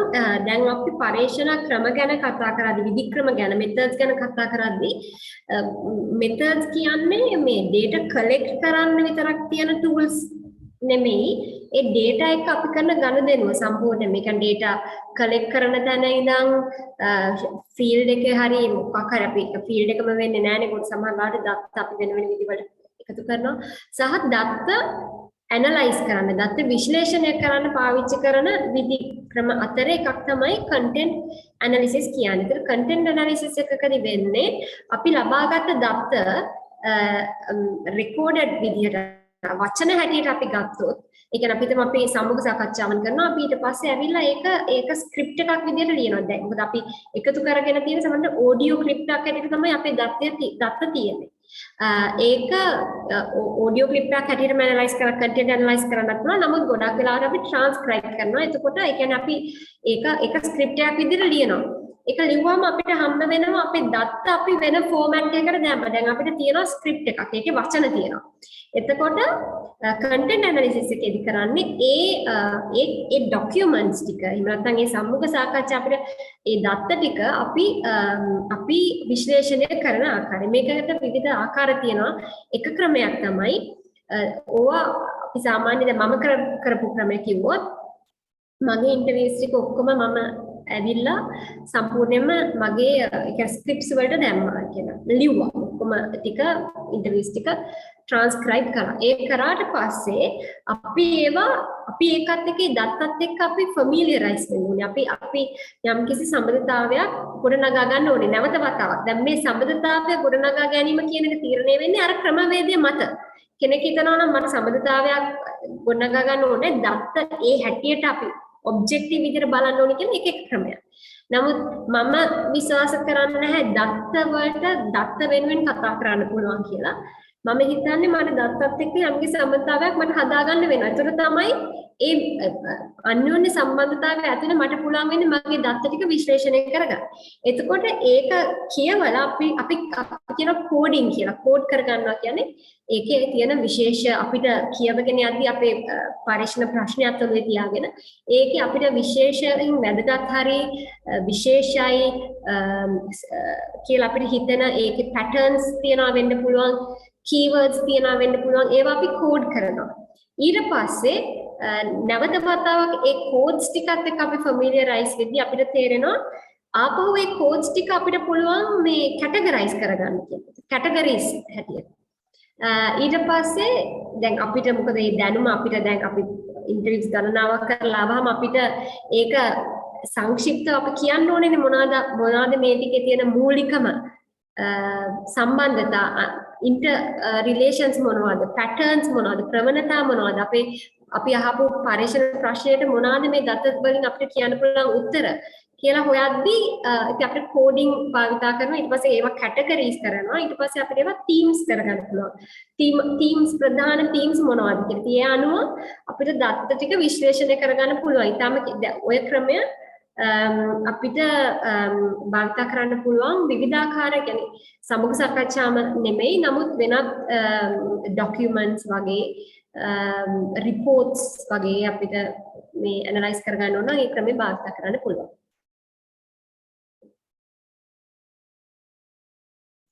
ડોક્ટર දර්ශන ඔබට පුළුවන් ડોક્ટર පවිත්‍ර මේ ගොඩක් හොඳ පැහැදිලි කිරීමක් කරා මේ ඇත්තටම මම තා කෙටියෙන් යම් අදහසක් ප්‍රකාශ කරන content analysis ගැන content analysis ඇත්තටම කරන්න පුළුවන් විවිධාකාරයේ පටිතයන් සමග අර මම කිව්ව ආකාරයට අර hermeneutics වලට deconstruction වලට උනත් content analysis පාවිච්චි කරන්න පුළුවන්. එකක් ඔය අපි ලිඛිත ටෙක්ස්ට් එකක් අරගෙන අපිට ඒකේ අන්තර්ගතය පරීක්ෂාවට ලක් කරන්න පුළුවන් අර කිව්ව විදිහට අපිට කෝඩින් කරලා ඊටන් අපිට ඒක යම් කැටගරිස් වලට ලක් කරලා ක්ලාසිෆිකේෂන් එකකට ලක් කරලා කරන්න පුළුවන්. මොකද ඊළඟට අපිට ඕරල් ටෙක්ස්ට් එකක් අපිට කරන්න පුළුවන් කෙනෙක්ගේ ස්පීච් එකක් අපිට දීපු ඉන්ටර්විව් එකක් ඒ වගේ දෙයක් අර ડોક્ટર පවිත්‍ර කිව්වා වගේ. එහෙම නැත්නම් අපිට content analysis වලට කරන්න පුළුවන් drawings paintings දැන් අපමණ deconstruction මම කරපු research එක ඇතුළේ ඇත්තටම මම කරේ මේ එක්තරා ආකාරයක content analysis එකක්. ඒ කියන්නේ මූල මධ්‍යම කාරිකාව කියන දාර්ශනික කෘතිය ඇතුළේ තිබෙන content එක මම deconstructive method එකක් පාවිච්චි කරගෙන analyze කළා. එතකොට මම එතෙන්දී මම පෙන්වුවේ මගේ ප්‍රශ්නේ උනේ මගේ logocentrism පිළිබඳ ප්‍රශ්නේ. එතකොට මම අර මෙයා කිව්වා වගේ මම කෝඩ් කරගෙන මම කැටගරයිස් කරේ මේ කොතනින්ද මේ logocentrism මතුවෙන තැන ටික. ඒකට මම content ඒ කියන්නේ ශ්ලෝක 400 ගණන් මුළු මධ්‍යම කාරිකාවක කෘතිය ඇතුලේ තියෙනවා. එතකොට කොයි තැන් වලදීද මේක මතුවෙන්නේ? එතකොට ඒක තමයි මම කන්ටෙන්ට් එක මම මතුවෙන තැනට ටික මම ඉයර්මාක් කරගෙන මම ඊට පස්සේ එතනින් වැඩ කරනවා. එතකොට ඒක අපිට මීඩියා ස්ටඩීස් වලට පාවිච්චි කරන්න පුළුවන්. ඔඩියෝ ගොඩක් මීඩියා ස්ටඩි මම සුපර්වයිස් කරන තියරිස් වලට මම ඒගොල්ලන්ට කියන කන්ටෙන්ට් ඇනලිසිස් කරන්න කියලා. ඔඩියෝ විෂුවල් ටෙක්ස්ට් ගොඩක් කරන්න පුළුවන්. හරිද? ඒ වගේ ගොඩාක් දේවල් වලට මේක පාවිච්චි කරන්න පුළුවන්. මම හිතන්නේ අපිට තියෙන සීමිත කාලය නිසා අපිට ඕන එක දවසක් වුණත් මේ කන්ටෙන්ට් ඇනලිසිස් ගැන කතා කරන්න පුළුවන්. මම හිතන්නේ අදහසක් ආව උන්ට පවිත්‍ර ගොඩක් දේවල් වලට පැහැදිලිව කිව්ව නිසා අපි ඊළඟට තව ප්‍රශ්නයක් අපි පුංචි ප්‍රශ්නයක් තියෙනවා නම් කීපයක් ගන්න පුළුවන් නේ. තව විනාඩි අපිට 6ක් විතර තියෙන නිසා. ප්‍රශ්න කිහිපයක් එනවා. කලින් අහපු ප්‍රශ්නෙත් තියෙනවා doctor Ashoka, how can we understand the theoretical approach in a research? ඊළඟට අහනවා are there researchers conducted with and without philosophy? ඊළඟට තව ප්‍රශ්නයක් තියෙනවා role of philosophy in research. ඔය ප්‍රශ්න මේ අතරම මේ හරිම හොඳ ප්‍රශ්න කිහිපයක්. ඒ කියන්නේ මම හිතන්නේ ඔක ડોક્ટર පවිත්‍රත් ඒකට උත්තර දෙවි. අපිට තියෙන අපි මේ වැඩසටහනට කලින්ුත් මේ ડોક્ટર පවිත්‍රත් එක්ක කතා කරපු දෙයක් තමයි ඇත්තටම ගොඩාක් දේවල් වල දැන් තියෙන එකක් දෙයක් මේ data presentation තමයි ගොඩක් තියෙන්නේ. ඒ කියන්නේ ඔක මම නිතර පෞද්ගලිකව කතා කරනකොට මේ ප්‍රොෆෙසර් උයන් ගොඩත් එක්කත් ඔක නිතර කතා කරන දෙයක්. ඒ කියන්නේ අපි දැන් අපි පැරණි පර්යේෂකව ගත්තොත් ලංකාවේ ගණනාත ඔබේසේකර වගේ පර්යේෂකෙක් ගත්තොත් ස්ටැන්ලි තම්බයියා වගේ පර්යේෂකෙක් ගත්තොත් බ්‍රයන් රයිස් වගේ පර්යේෂකෙක් ගත්තොත් ඒ අයගේ පර්යේෂණ වල තියෙන එක දෙයක් තමයි ඒගොල්ලන් මේ පර්යේෂණ ඉතාලම අර මේ අහලා තියෙන ප්‍රශ්න වල වගේම දාර්ශනික සහ න්‍යායාත්මක තියරිටිකල් ආකාරයකට ලොකු ඉන්ටර්ප්‍රිටේෂන් එකකට අරගෙන යනවා දත්ත ටික. ඒ කියන්නේ දත්ත ටිකක් උදෙක් මේ ප්‍රසන්ට් කරන එකක් නෙමෙයි. මෙන්න මේ වගේ තියෙන්නේ මෙච්චරයි මේ බාර් එකෙන් මෙච්චරයි මේකෙන් මෙච්චරයි 105ක් මේකට කැමති 120ක් ඒක නෙමෙයි. ඒකට අපි අරන් යන විශේෂ හොඳම උදාහරණ තමයි මේ පියරේ බෝර්ඩ්. බෝර්ඩ් මේ එයා සමහර විශේෂයෙන් එයා මේ රෝඩ් ස්ට්‍රෝස්ට කරන මේ ඇටැක් එකේදී එයා මූලික වශයෙන් එයා කරන්නේ මේ කියන්නේ දත්ත ගෝත්‍රික ජනතාව වැඩ කරන තැන් වලට එයා ගිහිල්ලා එයා ඒගොල්ලන්ව ඇනලයිස් කරලා අවසානයේ එයා තියරිටිකලි ඒක පෙන්නනවා රයිට් මෙන්න මෙහෙම ක්ලෝඩ් ස්ට්‍රෝස් තියරිටිකලි වර්ධින්නේ කොහොමද කියන එක සඳහා එයා දත්ත පාවිච්චි කරනවා. අන්න ඒ වගේ මේක ඉතාම වැදගත්ම කාරණේ තමයි මම කියන්නේ පරිශ්‍රණයක දත්තම නෙමෙයි දත්ත අපි කොහොමද ඉන්ටර්ප්‍රිට් කරගන්නේ කියන්නේ. අපි ඒකට දෙන ෆිලොසොෆිකල් තියරිටිකල් ස්පෙකියුලේටිව් ට්‍රීට්මන්ට් එක මොකක්ද කියන එක තමයි මෙතන අපේ ප්‍රධානම වැදගත්ම කාරණේ මගේ චින්තනයේ හැටියට සමහරවිට අවසන් වශයෙන් මගේ ෆෝන් එක සමහරට ඕෆ් වෙන්න ඉඩ තියෙන අන්තිම මේ ගානේ යන්නේ ඒ මොනොත් මම හිතන්නේ ડોક્ટર පවිත්‍ර ඉස්සරහට කතා කරાવી අපි මේ අන්තිම විනාඩි කිහිපෙ නිසා පවිත්‍ර බුද්ධත් ඇඩ් කරන්න පුළුවන් මෙතන ડોક્ટર පවිත්‍ර තාම කෙනෙක් ඇඩ් කරොත් ડોક્ટર දර්ශන කියපු එකට හැම වෙලාවෙම මම හිතන්නේ අපි අපේ පරීක්ෂණවල මොකක් හරි අපි දැන හෝ නොදැන ඒකේ දාර්ශනික පසුබිමක් තියෙනවා. ඉතින් සමහර ස්ටඩීස් වල සමහර ඒක මම හිතන්නේ මේ ඩිසිප්ලිනරි ඔරියන්ටේෂන් එකකුත් තියෙනවා. සමහර විෂයන් වල ඒ දාර්ශනික පසුබිම බොහොම පැහැදිලිව ලැබොරටරිවලි අපි පරීක්ෂණ වල ලියනවා. සමහර විෂයන් වලට අදාළව පරීක්ෂණ වලදී ඒක ඒ තරම් පැහැදිලිව කියන්නේ නැහැ. සමහර පරීක්ෂකයන් දන්නේ නැහැ. දැන් ඔය ක්‍රමවේද ගැන වුණත් සර්වේ එකක් හරි මොනවා හරි කරන පරීක්ෂකයෙක් ඉන්න පුළුවන්. එයා දන්නේ නැති වෙන්න පුළුවන් මොකද්ද මේකට මේ පසුබිමේ තියෙන ක්‍රමවේදය කියලා. නමුත් මොකක් හරි ක්‍රමවේදයක් ඒ කියන්නේ ඒ ෆිලොසොෆිකල් බෑග්ග්‍රවුන්ඩ් එකක් තියෙන අපි ගන්න තීරණ වලට. ඒක අපි කොයිතරම් දුරට අපි ඒක මේ පැහැදිලි කරගන්නවද හැම ස්ටඩි එකදීම අපි ඒවා ලොකුවට පැහැදිලි කරන්නේ නැති වෙන්නත් පුළුවන්. ඉතින් ඒ නිසා එහෙම බලුවොත් මම හිතන්නේ දැනුම නිෂ්පාදනය කියන ක්‍රියාවලිය කනෙක්ට් වෙනවා ඒ පසුබිමට දාර්ශනික පසුබිමට. ඒ නිසා ඒකේ එහෙම දාර්ශනික පැත්තක් අනිවාර්යයෙන්ම දැනුම නිෂ්පාදනය කියන ක්‍රියාවලියේදී අපි දැනම නොදැන ක්‍රියාත්මක වෙනවා කියන තමයි මම හිතන්නේ. හරි යම් එකතු කිරීමක් කරන්න තව තියෙනවද ડોક્ટર දර්ශන නැත්නම් අවසාන ප්‍රශ්නේ ඔව් නෑ මට ඒක හරි ඒ මම හිතන්නේ ડોક્ટર බයිසර් කිව්වේ හරි. හරි අවසානයේ අහනවා මේ how can we create the problem statement කොහොමද කියන එක ගැන අහනවා මේ මම හිතන්නේ මේ පරිශ්‍රණයකින් දකින්නේ කොහොමද කියන එක වගේම ප්‍රශ්නේ අහන්නේ මේ ඒ ගැන යම් අදහසක් තියනවද? How can created the problem statement? Problem statement එක කියන එක ඒක දැන් මම වැඩ කරන විෂය ගත්තොත් ප්‍රොබ්ලම් ස්ටේට්මන්ට් එක සහ මේ ප්‍රොබ්ලම් ස්ටේට්මන්ට් එකත් රිසර්ච් ක්වෙස්චන්ස් උත් වෙනස් වෙන්නේ මම තේරුම් අරන් ඉන්න විදියට ප්‍රොබ්ලම් ස්ටේට්මන්ට් එක කියන්නේ අපිට තියෙන නිශ්චිත බොහොම ටැන්ජිබල් රිසර්ච් ක්වෙස්චන්ස් කියන්නේ පරීක්ෂණ ප්‍රශ්න කියන්නේ බොහොම නිශ්චිත ප්‍රශ්න.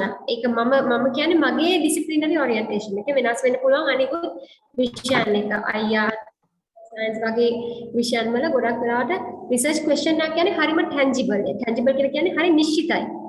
ඒක කියවුවාම ඒකේ මිස් ඉන්ටර්ප්‍රිටේෂන්ස් එහෙම බහුවිධ අර්ථකථන ගොඩක් පුළුවන් තරම් අඩු වෙන විදිහට තමයි රිසර්ච් ක්වෙස්චන්ස් අපි හදන්නේ.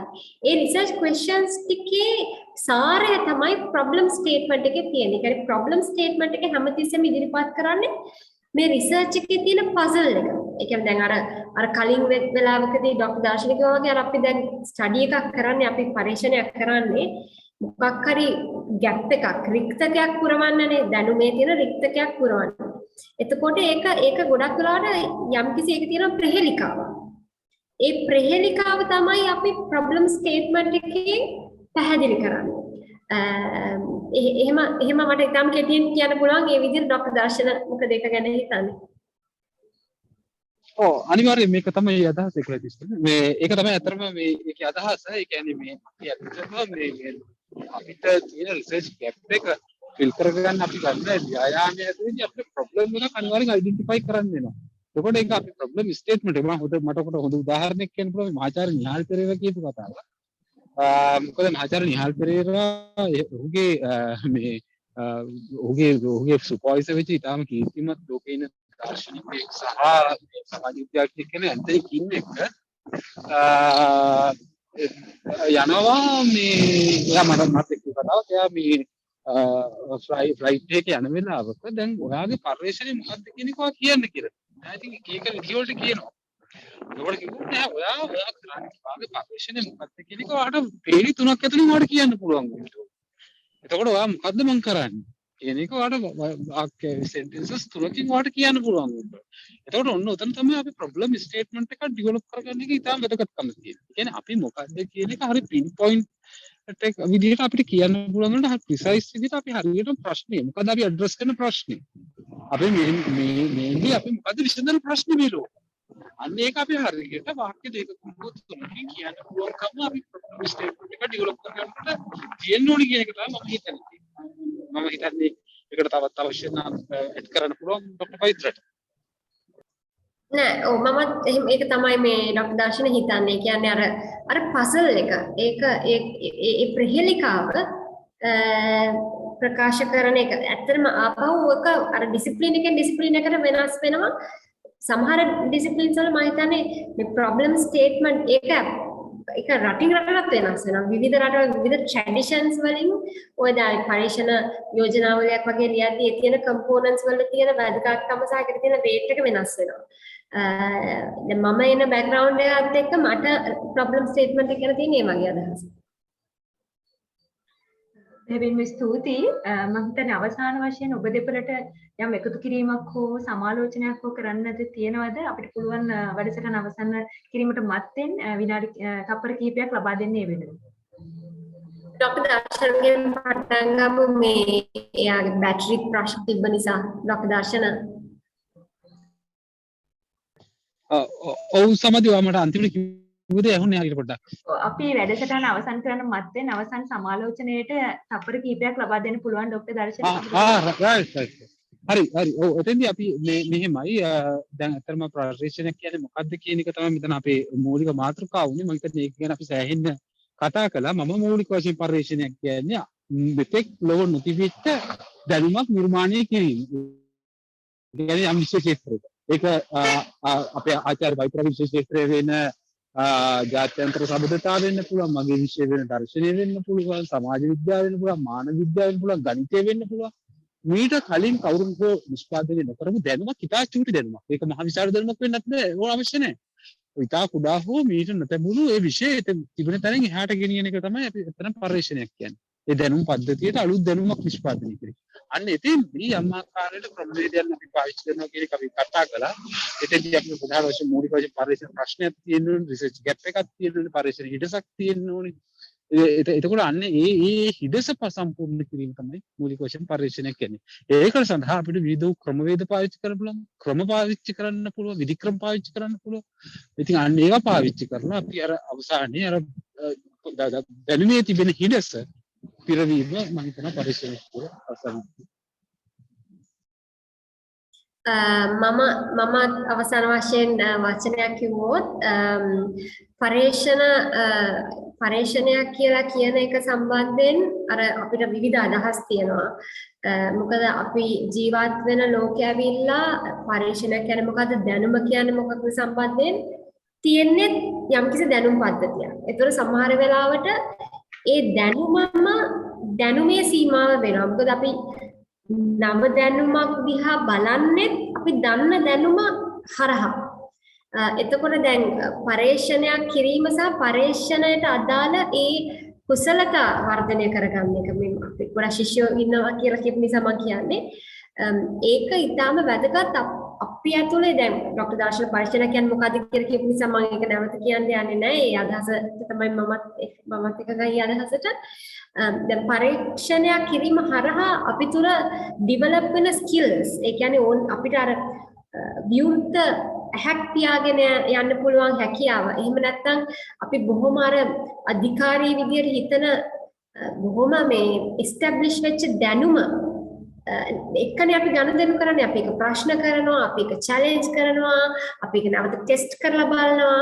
ඒතර ඒක හරහා ඒ ගොඩනගෙන ස්කිල්ස් ටික ඇත්තටම හරිම වැදගත් විචාරාත්මක බුද්ධියක් ඇති වෙන්න. මොකද දැන් ඓතිහාසිකව බැලුවොත් ධර්ම නිෂ්පාදනය කිරීම කියන එක බොහොම සුපීරියර් තැනක තමයි ප්ලේස් කරලා තියෙන්නේ. ඒක ඉතිහාසයෙන් නම් මෙහෙමයි. පරීක්ෂණයක් කරනවා කියන එක අපි ඓතිහාසිකව ගත්තොත් කවුද පරීක්ෂකයෝ කියන්නේ? ෆිලොසොෆර් මේ අතීතයේ ෆිලොසොෆර්ස්ලා වගේ ඒගොල්ලෝ පරීක්ෂකයෝ රිසර්චර්ස්ලා ඒගොල්ලෝ ගොඩක් කට්ටිය මේ බොහොම මේ පරීක්ෂණයක් කියන එක මේ ඊටාම මේ විශාල පිරිවැයක් මූල්‍යමය කාලය මේ හැමදේම වැය වෙන වැඩක්. එතකොට ඇත්තටම ලෝකයේ තියෙනවා ලොකු බයස් එකක් දැනුම නිෂ්පාදනය වෙලා තියෙන්නේ ඊටාම අධිකාරීවාදී තැන්වලින්. බටහිර රදල ප්‍රභූ තැන්වලින්. ඉතින් ඒකත් එක්ක දැනුමට ඇවිල්ලා තියෙනවා යම්කිසි විදියක අධිකාරීමේ බලයක්.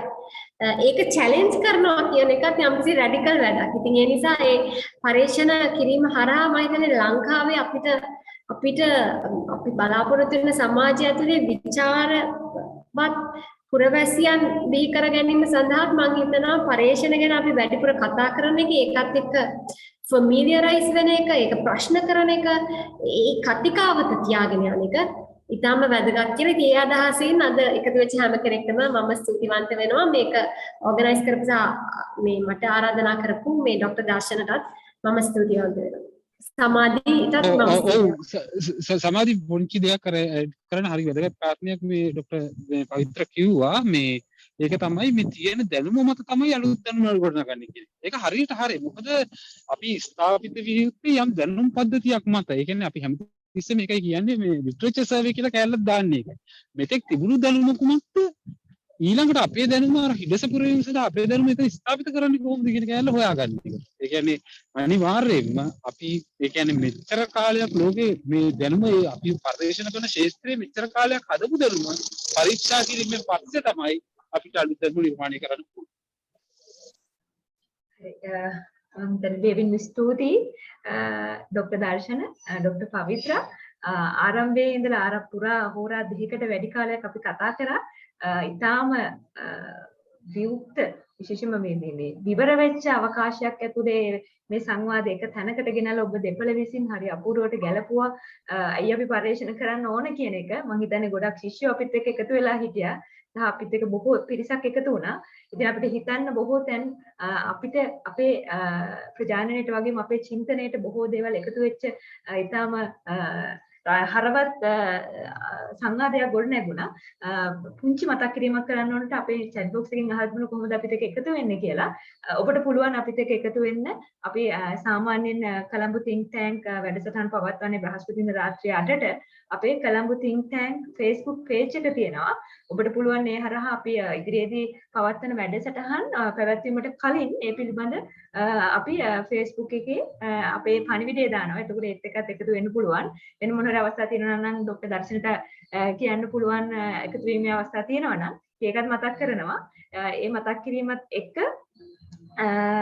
මා රෙකෝඩින් ගන්නේ කොහොමද කියලා හිතනවා. මම හිතන්නේ ડોક્ટર දර්ශන අපි මේ Facebook හරහා අපි ලබා දෙනව නේද? ડોક્ટર දර්ශන නෑ මේක රෙකෝඩින් එක ඔව් දාන්න මේක රෙකෝඩින් එක අපි දානවා මේ අපි YouTube එකක් තියෙනවා think tank Colombo think tank කියලා ඔබට සර්ච් කරන්න පුළුවන් YouTube එක. YouTube එකේ පරණ ඒවා ඔබට ගන්න පුළුවන් පරණ අපි කරපු සංවාද. ඊට අමතරව මේකත් මේ අපේ කොළඹ think tank YouTube එකටම වැටෙනවා. ඕනේ. හරි. ඉදිරි වැඩසටහනක එකතු වෙන්න අපි කියනවා අපි ආරාධනා කරන ඔබට ලයික් කරලා කොළඹ think tank page එකත් එක්ක එකතු වුණොත් ඔබට පුළුවන් ඒ අදාළ පුවත් ලබා ගන්න.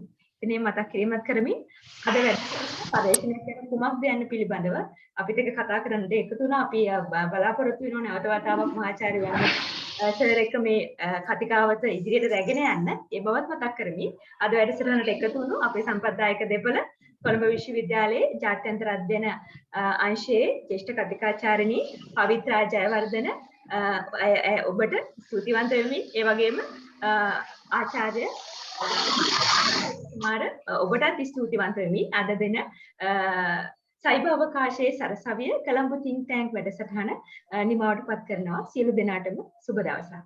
සුබ රාත්‍රියක්.